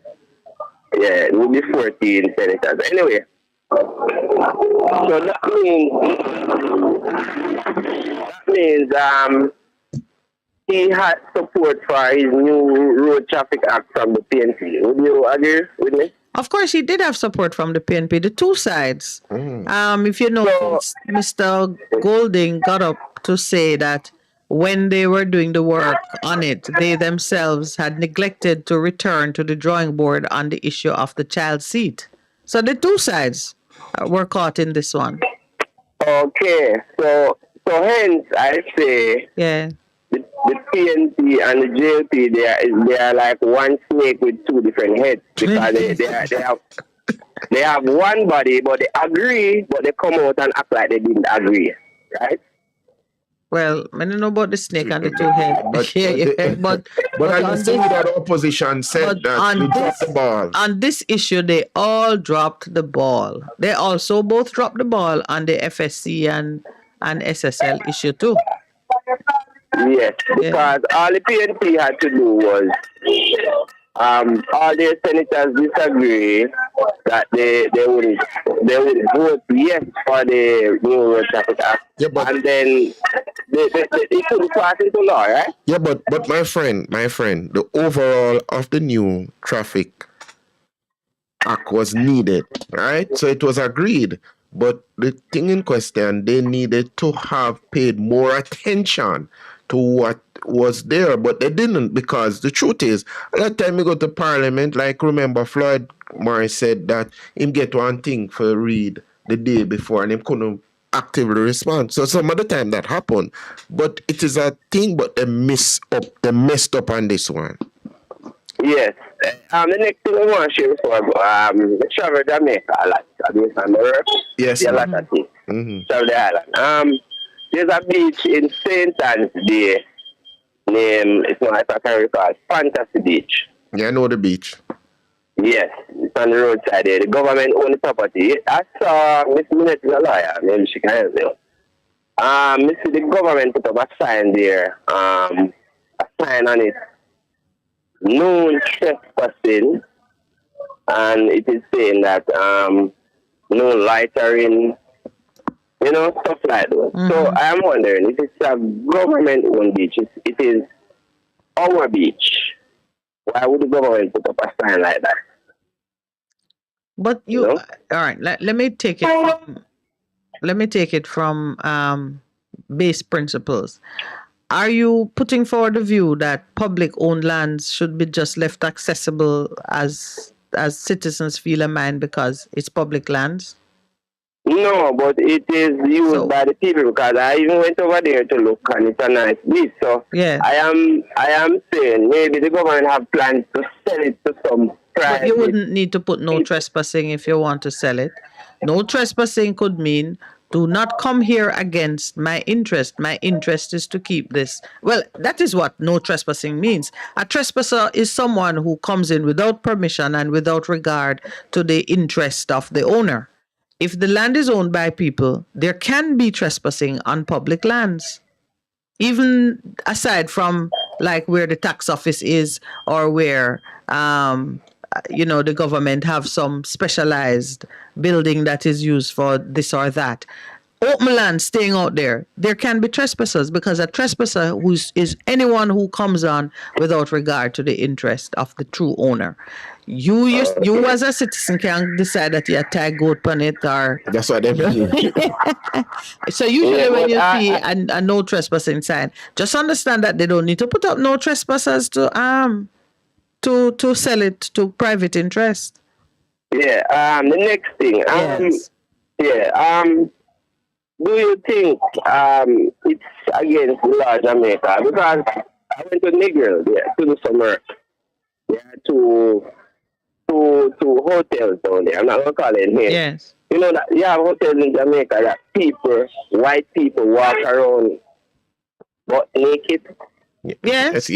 And some of them don't walk, they lie down. Hang out by the pool, walk up and down on the beach. But usually, not just to protect the privacy of the nude people, but also to protect the sensibilities of the dressed up people. It's not publicly accessible, but you might go on, like if you go on the property to work, they're not expecting that you are in any way distracted by, and you're working in an area where the unclothed people are. They're not expecting it to be a matter of offense to you because you're there to work. Yeah, but I was surprised. The security guards and the workers in the hotel, they are subject to this every day. Yes, you wouldn't stay in that job every day. Anyway, enjoy your day. Yeah? You too, my brother. Take care. Okay. Good morning and welcome. Good morning. Welcome.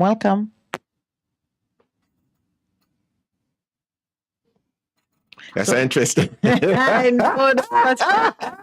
I look at you first now to see. But that's been commonplace for a very long time. Long time. Long time. Yeah. Nudity is. Hello. Hello. Good morning. Miss Minette, good morning to you. Good morning to Pastor. Good morning. Miss Minette. Yes, my brother. Good morning.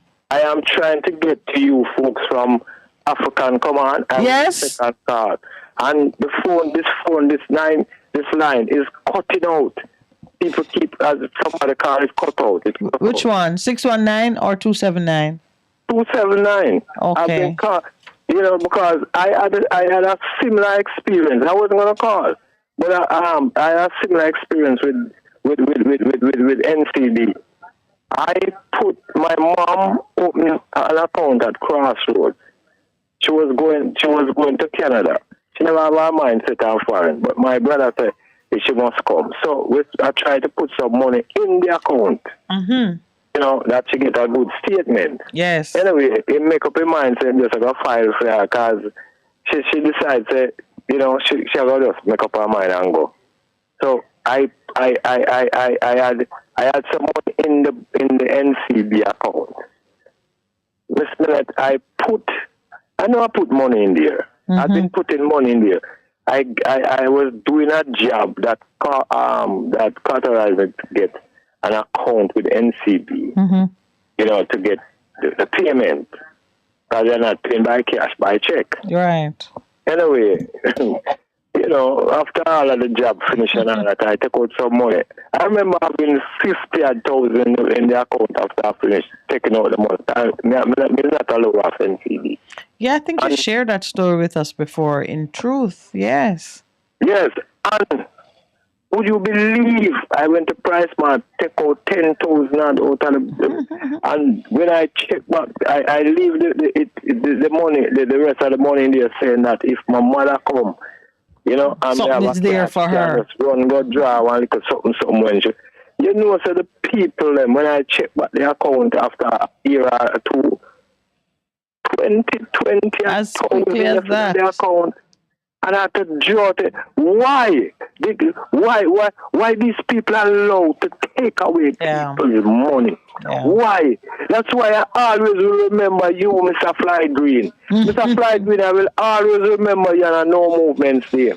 When everybody else go through the rigmarole and all of that, and I keep you and your friend them sit down. And I talk about and no movement, shout and no movement. The disrespectful is one of the most disrespectful set of people never book upon. I'm not for the love of no PMP and I'm not for no GLP because if a PMP government PMP sector could have sit down and come in with this thing about seat in a car, we don't never think because when we not travel wind speed and we have to come out of the road. How will you put on there?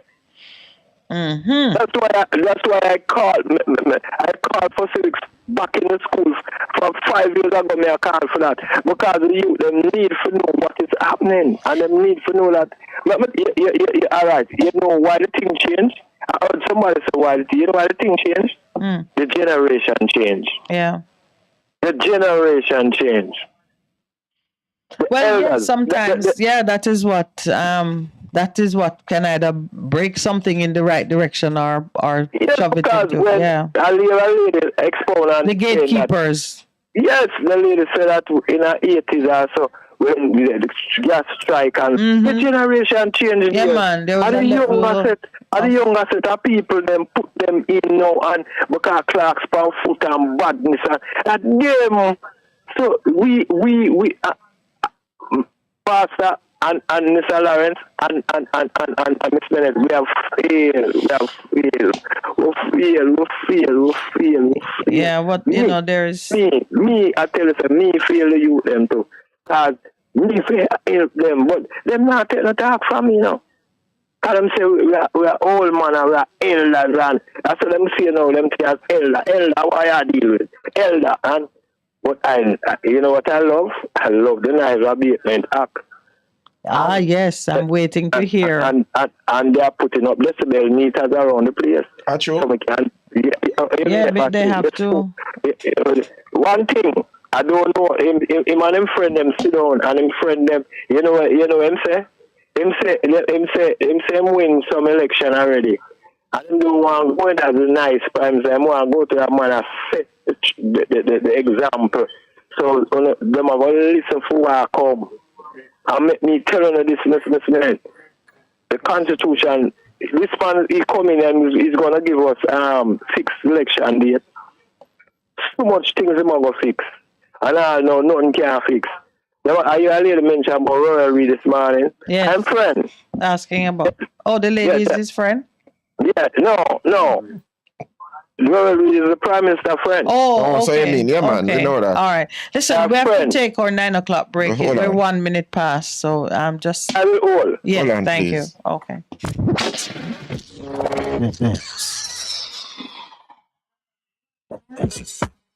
Veteran Printers for all your printing needs. We specialize in calendars, flyers, brochures, and more.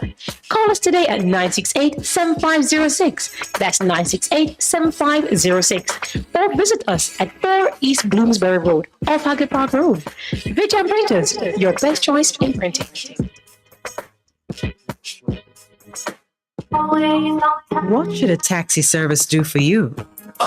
On-time taxi service is more than just a ride to the other side of town.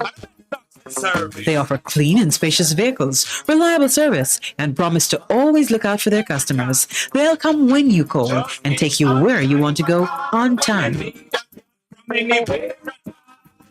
You can call us at 926-3866. We are something special on the road. Half a tree, one and drive, half a tree. Bossy, how you do I take taxi start? Chano, I want to tell you, say, at 2 months now, my transmission mash up, and me check everybody and can't hear nothing positive. Yeah, hear me? You waste all that time I shop around and never call the experts. Winters Auto have them. Them have over 35 years of experience and them diagnose the problem and get back your transmission brand new. For them service excellent and efficient. Trust me, man. Yeah, hear me? Call them at 929-7040 or go to them at 106 Maxfield Avenue, Kingston 13 and talk directly to the boss. Just tell them I'm me send you. You big star. Yeah, man. Respect my boss. Try calling him, cause trust me. Good afternoon. Ah, what a relief. Looking to clean your vehicle super clean? 123 Clean Car Wash, located at 2¼ Osborne Road, Kingston 10. Entrance on Grove Road, below Tropical Battery. They wash and vacuum, undercarriage wash, engine wash, polish and compound, shampoo and detailing. Call them at 876-631-3400. 123 Clean Car Wash, the best in the business for a cleaner wash. Believe me, it's so easy. 1, 2, 3. For a better choice in all your electrical supplies, A, authorized 3M dealer and better brand names. B, better service including free island-wide delivery. C, all major credit and debit cards accepted. It's ABC Electrical Sales. Shop number 8, Hagley Park Plaza, Kingston 10. Open Monday to Friday, 8 a.m. to 5 p.m. Saturday, 8 a.m. to 4 p.m. We make your electrical jobs as easy as ABC. Call 754-3825-8 or fax 754-3659. ABC Electrical Sales, for a better choice. Jamaica, we're going up and not under. No more slaves any longer. We were once weak, but now we are stronger, stronger, stronger.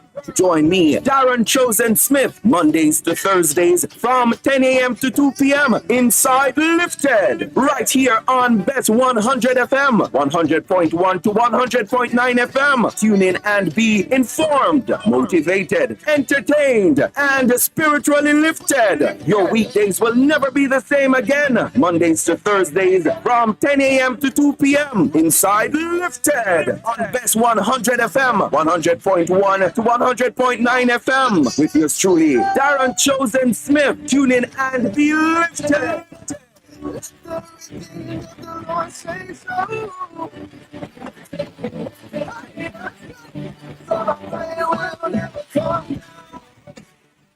Hey, what's up? It's your girl, Lady Lee, the Queen of the South, and I'm inviting you all to trailblaze with me on the best of the best radio station, the Best 100 FM, Mondays through Thursdays, 2 to 5 p.m. You can't afford to miss it on your airwaves. Yes, trailblaze with Lady Lee right here, Mondays to Thursdays, 2 to 5 p.m. on the best of the best, Best 100 FM. Yeah.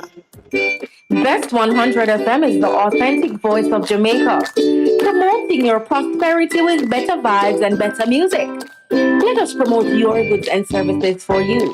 Advertise with us. For more information, call our office at 876-276-8935. That's 276-8935. The Morning Connection is not your usual talk show. We aim to stimulate discussion and chart new paths to self-empowerment. So please join us, Minette and Percy, on the Morning Connection, Mondays to Thursdays, 6 a.m. to 10 a.m. on Best 100 FM. It's good, it's better, but nothing beats. Good morning. Yes, Fortis, welcome back. Yes, I'm going to wrap up now.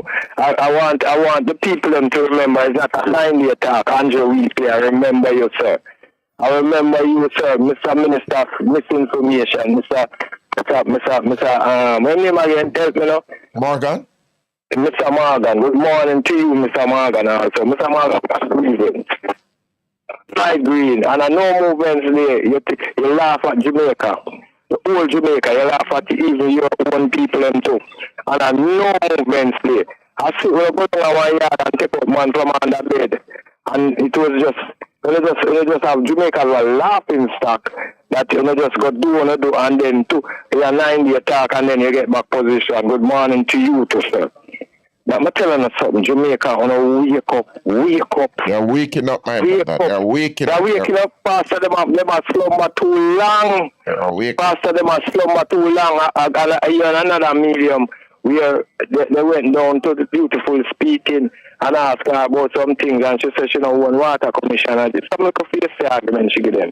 Okay. I remember a lady out of St. Thomas tell them say if them want about them money, if they want about them vote, them can get back our money. That whole things are going on, that whole thing. I don't know, Pastor. Let me tell you this. Things are whole things are going on. You think it start? You think on a year not yet?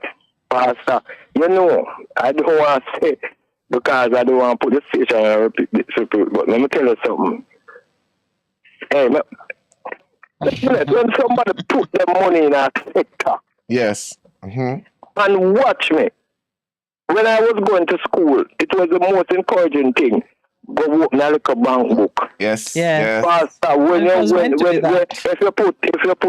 if you can find $100 in a bank book, when in a year you know where you get something for your money. That's true. That was long time ago in a land across the sea. Yes, instead now you lose it. This you lose it. You lose it, yeah. And we have a government will sit down and enjoy the benefits of this. When you hear let me tell you something. You know, I turn off NCB. There's a man in NCB that when they were laying off people, you know how much him gets for him bonus 42 million or 44 million. Well, listen when I say to again.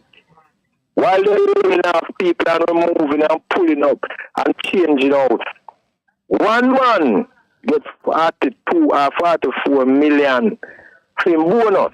I want to understand what I say. We understand what you're saying because it's one man, you know. Yeah, never about the people, about them and their friends. Yeah, that's what it's about. Rural Reach shouldn't be this Rural Reach. I remember when a certain lady, I was man is a security called them and they have food. And when here said them go for Rural Reach, here call. No, this cannot happen. Now who's Rural Reach? That them thief him is a legend. Them thief. And you are going to talk about no, they cannot go to the money yard and take him out. They know them going to get out people. And you are saying, and I want to know, DVP, did you sign the nolly? She said no. She said no, because on better than that, but she has on the upper class. No. Yeah. Same justice for all. Same justice for all. But it get to the people, even the young folks, them are open their mind now. Yeah. Even them are open their mind now. I don't want to keep up the phone line no longer because it's kind of painful for when you want to get that. But I'm tell you some people, thank you for being thoughtful and for sharing with us this morning, Curtis. Have a good day. Yeah. Listen. Bye. Good morning and welcome. Yeah, I just want to make a correction, you see? Yes. I called it before this party here. Made saying that in terms of the voting in Parliament, where the opposition. He was talking about how much the government need to get the 2/3 majority. Yeah, but not in all cases. You just need a simple majority in a lot of cases. Yeah, but you was talking about the 2/3 majority. Yeah, but you don't need a 2/3 majority in all cases. That's true. But I don't think he was implying that you do. Yes, he was implying. That's the impression you got? He was saying that the opposition voted along the government in this road traffic thing. And I'm saying to you that the government opposition don't necessarily, not that I'm observing the opposition from what took the role that they might play and they might not play. Yeah. The government do not need the support of the opposition to pass laws like these. Okay, if you got that impression, then you have clarified it. But I didn't think he was trying to say that. Yeah, man, that's what. I thought why would he talk about the one third and say the PMP is to be blamed just as the government? He was talking about the two-headed snake to say that when both sides are in agreement on a piece of legislation, they are both responsible. It's not a political thing. But you've clarified it. Not all laws require 2/3 majority. In fact, very few. If you listen to callers like Senator Peter Damon Crawford and MP Phillips. Yes. They were saying that they've made a lot of recommendations and it was shut down by the government majority, Yes, which... So we need to get yourself in farm and, so we can have a more balanced approach to what took place. Not that we can, the opposition is not to be blamed for some of the things that took place, but we must be more balanced. And for you, Miss my lady. Yes, sir. You said that the PMP is to be blamed for the thing that happened at the FSC. No, I didn't say they were to be blamed. No, I said they both dropped the ball regarding the FSC. Well, all right. Yeah. Well, you disagree? I don't share that view because if you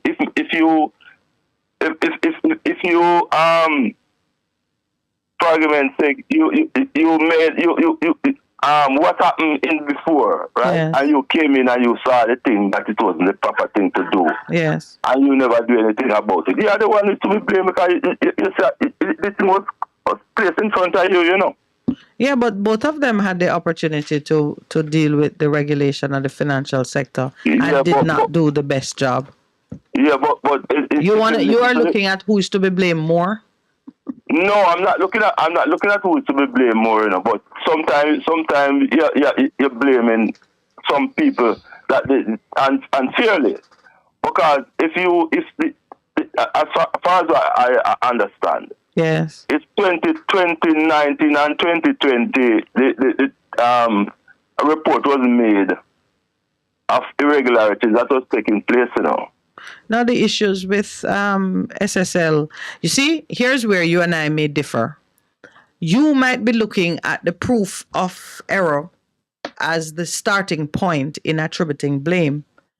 You don't need to have even made an error for me to divine, for me to pick out with wisdom where the problem started. Okay. Good regulation is not proven in the breach. Good regulation is regulation that prevents breach. Yeah, and I have a concern about how different sectors are regulated based on the scheme that is set up and how the moving parts work together. And, we don't have to go into the nitty-gritty of it, but if you understand the principle that I use in my assessment, then it would show why you and I may be at different points of the spectrum on this. Because I say, before the thing creates a problem, the standards and the methodology for creating a regulatory framework. Use it and abide by it. But wouldn't we say that the FSC in the initial stage that it was set up was a fairly good organization, but the implementation that didn't work? No, I've had a problem with the FSC for a long time, even before SSL was an issue, because of how they are set up. Precisely because of how they're set up. And what you're seeing now is the consequence of those breaches. I mean, take, for example, the fact that the way they're, let me leave that alone, because the number of persons who are connected to it is such a small number that whatever I say may create greater conflict than is necessary at this point. Suffice it to say, they're on a path now to look at it. What we want is for them to look at it properly, not just to focus on where the sore foot is and try to chop it off. But look at it in terms of the overall sector, what needs to be done. Because one of the things that, if you read, some of us who spend the time to read through all of the stuff that is there, if somebody is supposed to have a solvency thing in terms of your capital versus what you have. Yeah, the ratios that you should maintain. And that was not maintained for a period of time. Even before this. Okay, I understand. Yeah. So maybe we need a kind of overall of that organization. Yes, we definitely do. And some persons are saying, do a forensic audit as opposed to whatever kind of audit they're doing now. So persons can draw a link between some things. Take the breaches that you see and try and tie it back to the weakness that led to it. So you're not just fixing the one thing that you see. Because there's no fix against lying directors and people who just set out to fraud you, There's you can't, that's something that you prosecute and so on. But if your systems are set up in a certain way, it minimizes, they have to work harder. To do what they did. To do what they did. So the need, the call for the forensic audit, it is going to reveal a lot, brother. So wouldn't you say that it's because of the small pool of people that you have to draw from why we run into this problem all the time? It's not the small pool, it's that we're dishonest. That's what it is. No, that there's a part there you could always say that's an issue, because the more people you have, the more opportunities you have to find the right fit. But there are some systems that you set up that don't really care who is facing you. Well, but it's people have to manage the system, We understand that. So you go back to an important principle that we says you need honest people. You do need honest people to manage the system. But if you have the corruption in the riot code, we contaminate. Where you gonna get them people? The honest people. Yeah, my brother. All right, we're not gonna paint ourselves in a corner on this one. We know it's possible. All right, take care. Good morning and welcome. Good morning. Good morning, Miss Mary. Miss Mary, how are you? Morning, Pastor. I'm blessed and highly favored despite. Morning, Mr. Lawrence. He's giving you a wave and a holler. Morning, Fortress. You're very militant this morning, and I agree with you. 500% over 100. NCB, I don't even go in there if it's not very, very necessary, right? There are a set of thieves, them rob people of their money. Not only NCB, a few of them, but it's NCB I'm dealing with this morning. Them even messing up people's private lives. These men that were there, and where are they today? Some of them, they're on the bone of their asses all over the place with nothing, right? And what they try to damage people and do other people, right? Other people are making progress. When they send people to prison, right? And case come out as test case at the University of the West Indies. And the person changed Port Augusta, and it is documented. They try to make out people as monsters. NCB, Jamaica National, my friend is suffering, lost her townhouse and her brand new motor car with a certain big-time lawyer that is right there in Parliament, right? And today the woman is suffering, and she said she had money at the time to push the case like YPC, and she has nothing now. These places going to suffer. They're going to go down. They're going to go down. You don't see? I saw where Noel Hilton talking about the stealing, them staff stealing money. Oh, you mean Patrick Hilton? Patrick Hilton. Patrick Hilton. Yes. Noel is dead. He was my friend who was at Airport Authorities, right? Yes. Yes, I'm at that page. Go ahead, Miss Minute. No, I'm saying I've been looking at that report about Patrick Hilton. They're going to fall. They get into people's they're going to fall. NCB going to go down in ashes because they're messing people's private life when they were told to leave the two people's business alone. Okay. And there are consequences for behavior. You saw the news that there's been a massive earthquake in Syria and Turkey. Yes. Mm-hmm. Yes. Listen, I make all those connections, because I know that when man can't get it right, the creator of the universe will intervene. Yes. You railroad off people to prison. These lawyers, to most of them, they are bandits, right? They sell out people's cases. But where are they today? Back to the taxes. Let me say something to you people. When I come on and talk, I talk too fast or what? You know that most of the things that I've said, other people come and say the same thing. Am I right or wrong? No, you're right, Mary. We're feeling the same burn. I have been saying this for years. You see those taxi men? Let me greet a few of them. Jerome, my son, him call me Aunt Mary. I love you. It's a call over Mega March. All a man I just met last week. Mm-hmm. Let me tell you something. The taxi men don't want to go into halfway tree. That's where they get the tickets. When they go to halfway tree and you turn off halfway tree and just barely go round. You see a string of policemen go right round to behind transport center. They terrorize these people, right?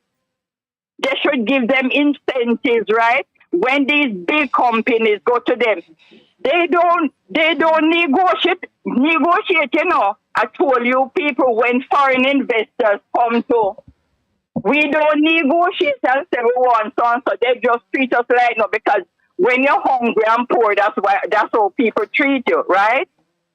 They need to give the taxi men incentive, but if these big conglomerates, the Grace Kennedy, the Caribbean broilers, the Jamaica broilers, JMMB, and the banks separate, when they're running the country, you think this whole is running the country. It's those people calling the shots, and America running the country. It's just a puppet. You see, when Grace Kennedy did this, you remember about 2019 or so, a group of them went to the so-called finance minister. I have no respect for him, right? And they got a lot of money to invest overseas. Them have big plants in Florida, Africa. And none of the money don't come back to Jamaica. None of the money don't come back to Jamaica. You've been keeping an eye on it, Mary. How you know that money don't come back? It don't come back. It don't come back. I know it. It don't come back. And they have foreign people working. But, these people, and it has been happening over the years. But, Mary, as you were saying, so you are saying that they have invested overseas, but it hasn't come back, right? It don't come back. It don't come back and at all. And you know that is a result of how we have a freedom in terms of moving capital in and out of this country. It's only Jamaica, because in other countries, they don't allow that in terms of repatriation of profits and so on. It don't allow parts of other countries, but we are set a bucket master still. I told you people, when foreign investors come, I was in banking and finance for years. We just, if something is for $1 million, and they say $1 million, the people just negotiate. We'll give you 500,000. This is how we operate, just like how we penny pinching. So your solution to that really is to change our thinking in terms of understanding that we are people of value, and so when somebody comes to negotiate, we don't just, as it say, we have what you call good courage. Good courage, you call it good courage in terms of negotiation, and say we're not giving away the birthright of future generations for nothing. Look at the bauxite company, right? Them come and use us up and dig up the place and leave people sick with all different type of diseases and nothing. We don't have anybody to stand up for us in this country. Look at it's 6 entities mash up Jamaica, 6. JLP, PMP, Digicel, Flow, Water Commission, and JPS. We don't have anybody to take up for us. We leave to the mafia, the world, as old time people say. Anyway, let me get on to something else quickly. This man, Horace Stark, you know him. He's a joker. He's not supposed to be Minister of Justice. What you call it? Security. No, he's security minister. Security. He is a little lucky, a little, yes, man. Look here now. Look, and you don't need no university degree to know these things. Week before last, them gun fine in Montego Bay, must be 20 guns and rifle or what have you. This weekend gone, 62, that's 82. The first week, him come out. Same port. Look here, him going to come out and he's praising the police and that. What happened to the person who sent the ammunition from abroad? What happened to the receiver? Why you don't wait until you don't see any, you don't see the arrests high or low or especially high. These are B-book people where you come in the ear and talk. Start to wake up in Jamaica. So I'm going to ask you again, Mary. You noticed there was a severe earthquake in Turkey and Syria? Yes, and look here. When we too lazy to do it, God will shake up the land. That is going to come, you know. Well, you're not the only one who's saying that. Me talk to Mr. King. You people call him Ras Remedy. Me call Mr. King. He's my friend. Yes. Me a friend from the top of the society to the bottom and from the bottom to the top. He just come out gun fine and he's congratulating the police and just going on. That is nothing.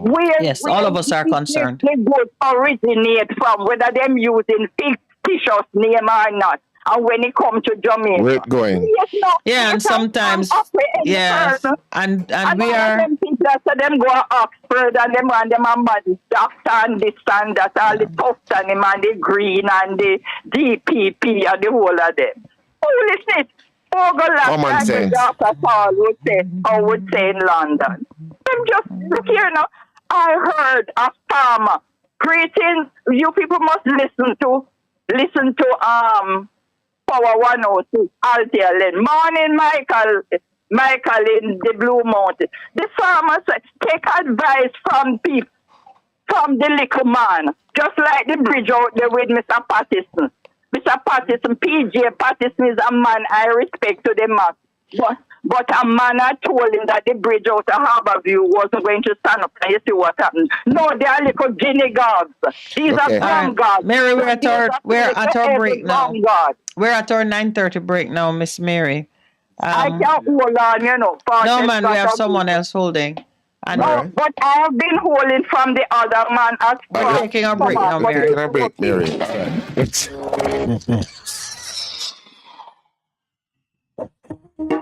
Business owners, what do you want our listeners to know about your business? Check out the Business Spotlight every Thursday at 11:15 a.m. inside Lifted with Darren Chosen Smith, catering to all your advertising needs. Call our sales and marketing department now at 876-276-5072 or 876-887-0800 or visit us at 4 East Bloomsbury Road off Hadley Park Road. That's the Business Spotlight right here on Best 100 FM.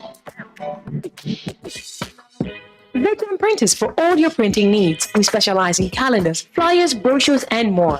Call us today at 968-7506. That's 968-7506. Or visit us at 4 East Bloomsbury Road, off Haggard Park Road. Veteran Printers, your best choice in printing.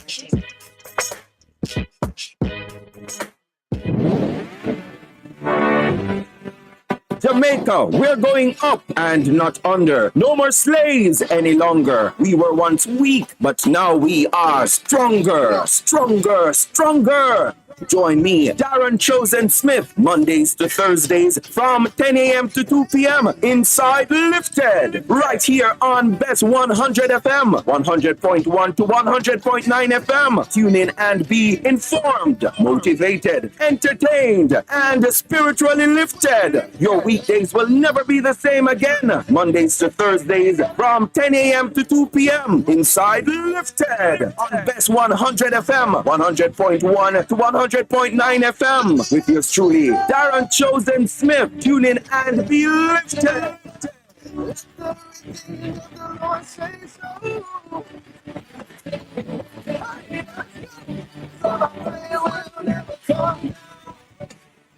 Half a tree, one and drive, half a tree. Bossy, how you do I take taxi start? Chano, I want to tell you, say, at 2 months now, my transmission mash up, and me check everybody and can't hear nothing positive. Yeah, hear me? You waste all that time I shop around and never call the experts. Winters Auto have them. Them have over 35 years of experience and them diagnose your problem and get back your transmission brand new. For them service excellent and efficient. Trust me, man. Yeah, hear me? Call them at 929-7040 or go to them at 106 Maxfield Avenue, Kingston 13 and talk directly to the boss. Just tell them I'm me send you. You big star. Yeah, man, respect my boss. Try and call, guys, trust me. Winter Auto Spares and Repairs, good afternoon. What a relief. What should a taxi service do for you? On-time taxi service is more than just a ride to the other side of town.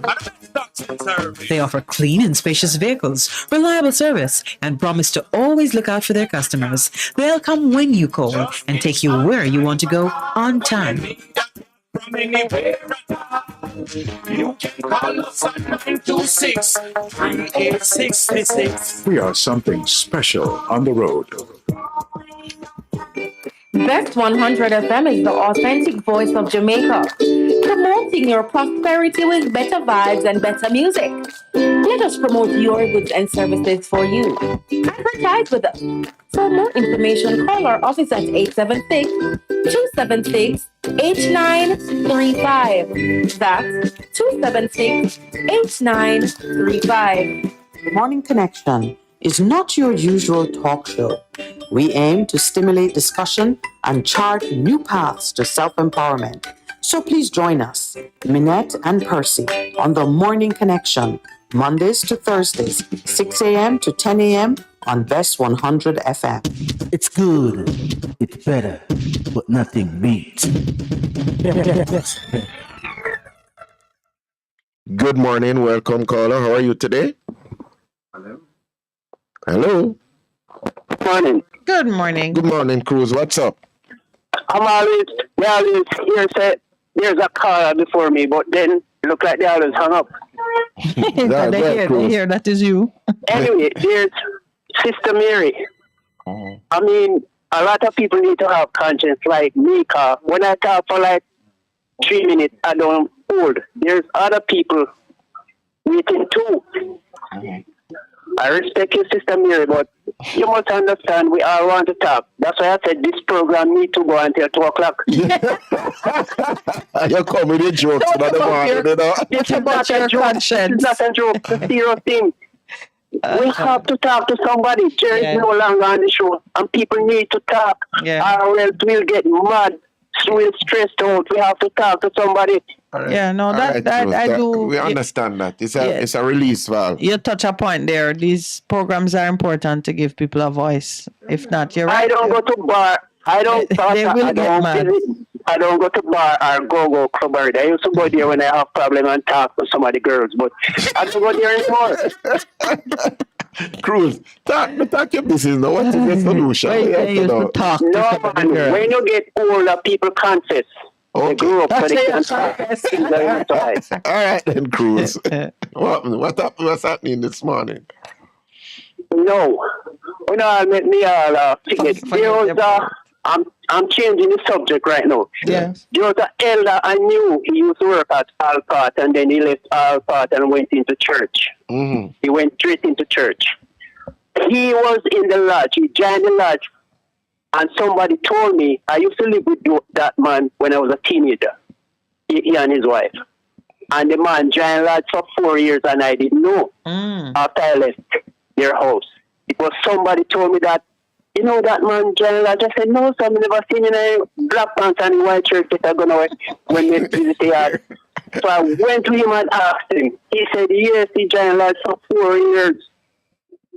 And he said to me at that time, he was a converted Christian in church now, apostolic or Pentecost, whatever. He said, you know what the man said to me? If you die as a lodge, yes, he mentioned this.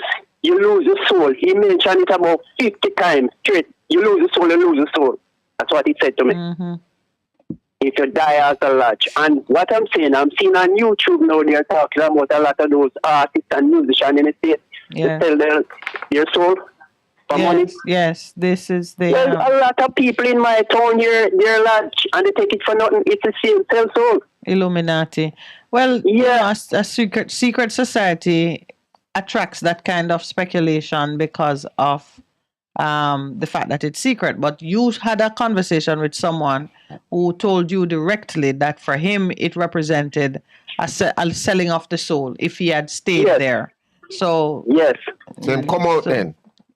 Yes, he left and went straight into church. Yeah, but I know, because I've encountered it. I encountered it, and it's a serious thing. People don't know what they're getting themselves into when they do that.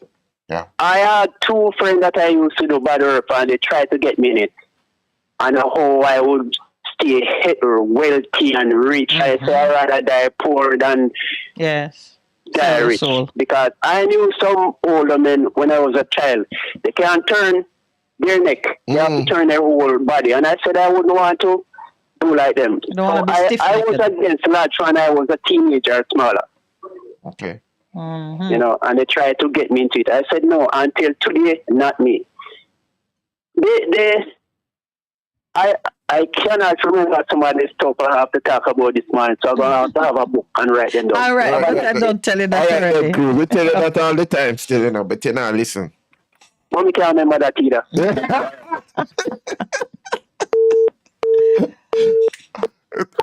Good morning, caller.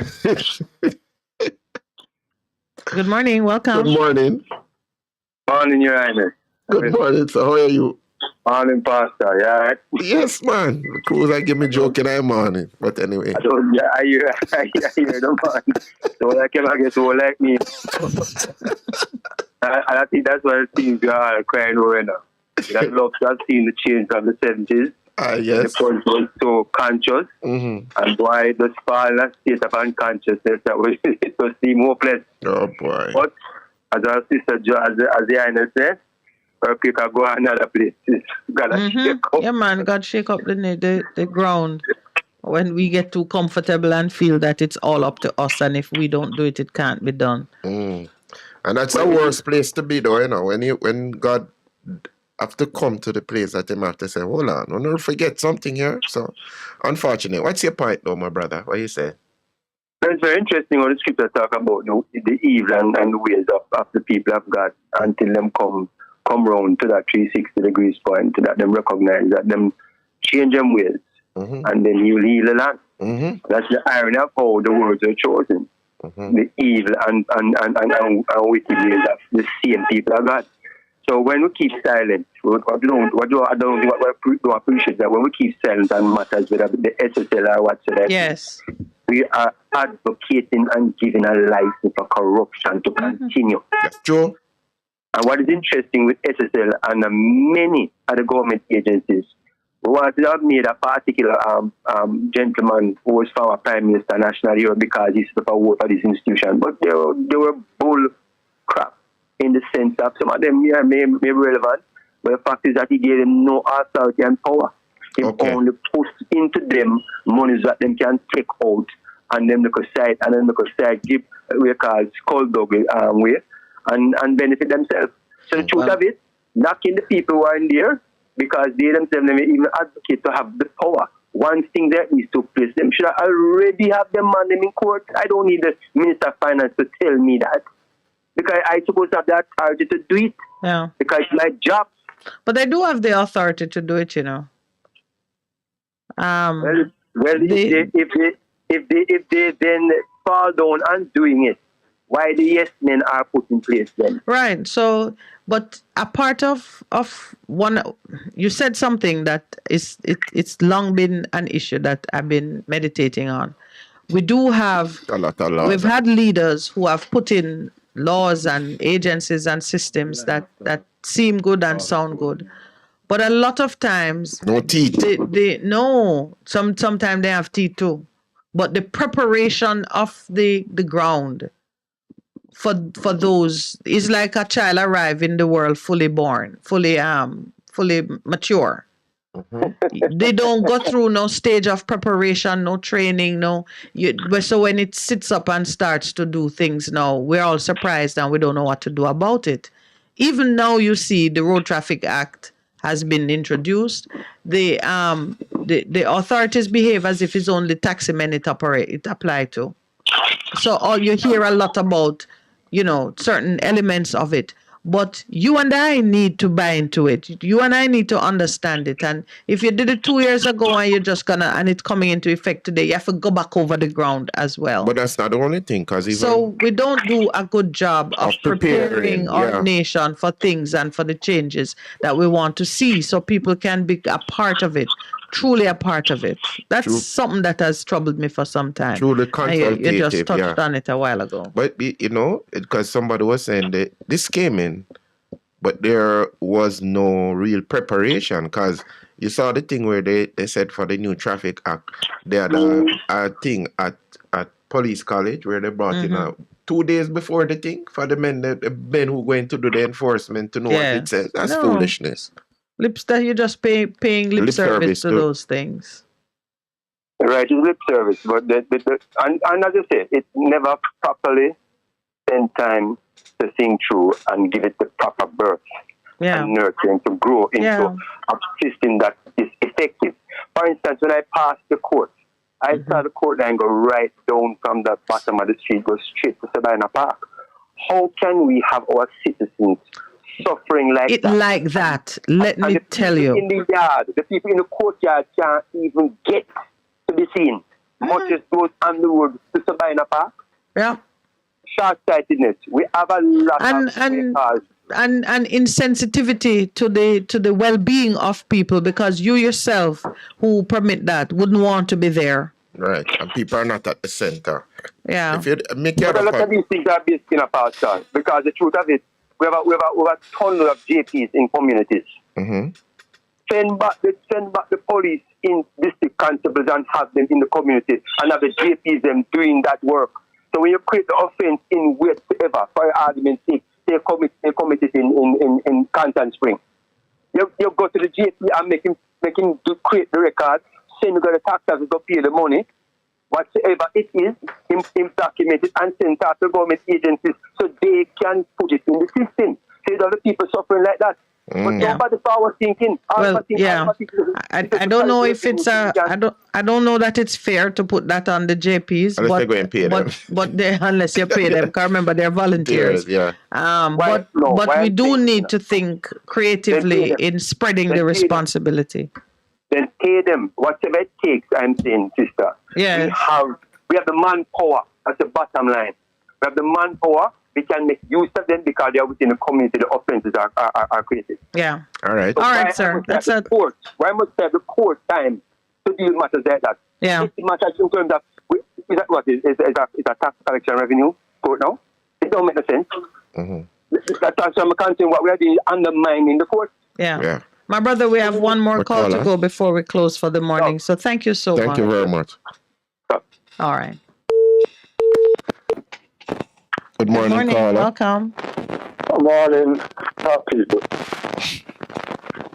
Hello? Yes, good morning. Yes. Go ahead. Morning. Pastor Mineta told me, I said, our leaders do not have any vision. But a few quick things because we have time. Yeah. One, all right? Tell me when Jamaica history, guns came to Jamaica, I will find the people who sent from overseas, plus the people who receive it. It is a lie, minute pass. It's a lie just to show that they are working. We don't want to find the gun. We want to find the people who are receive the gun so it cut out. As a matter of fact, we want to stop it. All we pack, who pack it, who organize it, who ship it. First thing. That's just a lie. It's just PR. Okay. Next thing, Pastor, Delright Chuck on the radio highway today talking about if we get the crime out of the way and the killing, we will have returners and come to Jamaica and make it a better place. So we will eradicate poverty. Obviously, we don't hear mention about the thief. We're not talking about corruption like it's a thief. Then you actually tell me then, if returning resident people overseas don't come and settle in Jamaica, we're not going to get you out of poverty. So why we tell the people about prosperity? So we're obviously lying to the people and deceiving the people them. Yeah, right, Chuck mentioned that. But yet still, when the lack of Laurel Reid, he was the one saying that, oh, we're not doing the man. So, but yet still, in the not what happened to the ghetto people in Rima, Tibali, and other places as a 46. And big up to me. So we are set a hypocrite, we are set a liar, and we don't have any intention to make this country better about our friends and ourselves. And when you're so short-sighted, it comes back to hit you in the worst way. Go ahead, my friend.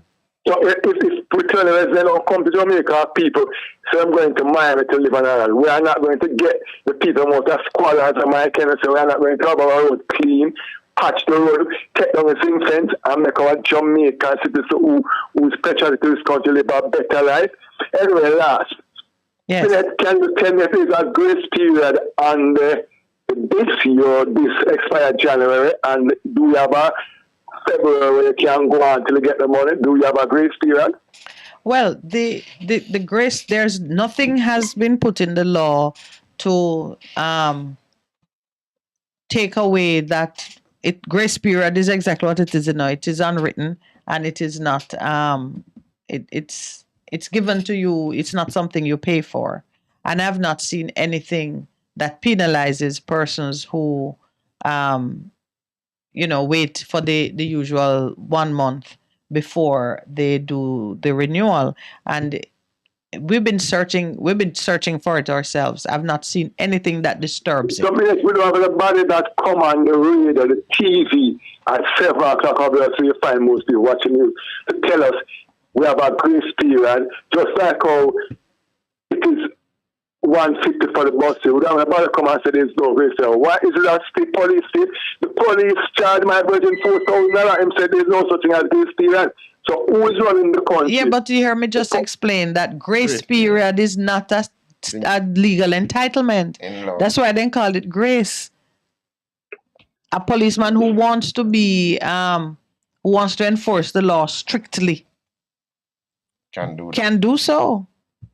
It's unwritten. It's like a code, a practice that people generally adhere to. But in this time, I would say, don't assume that you will have grace. Yeah. Well, I make sure my thing up to it, even my daughter people, but it's just that the police end up charged car outstanding more 10 meter which charge my brother have to pay 4,000 because I'm tell him say.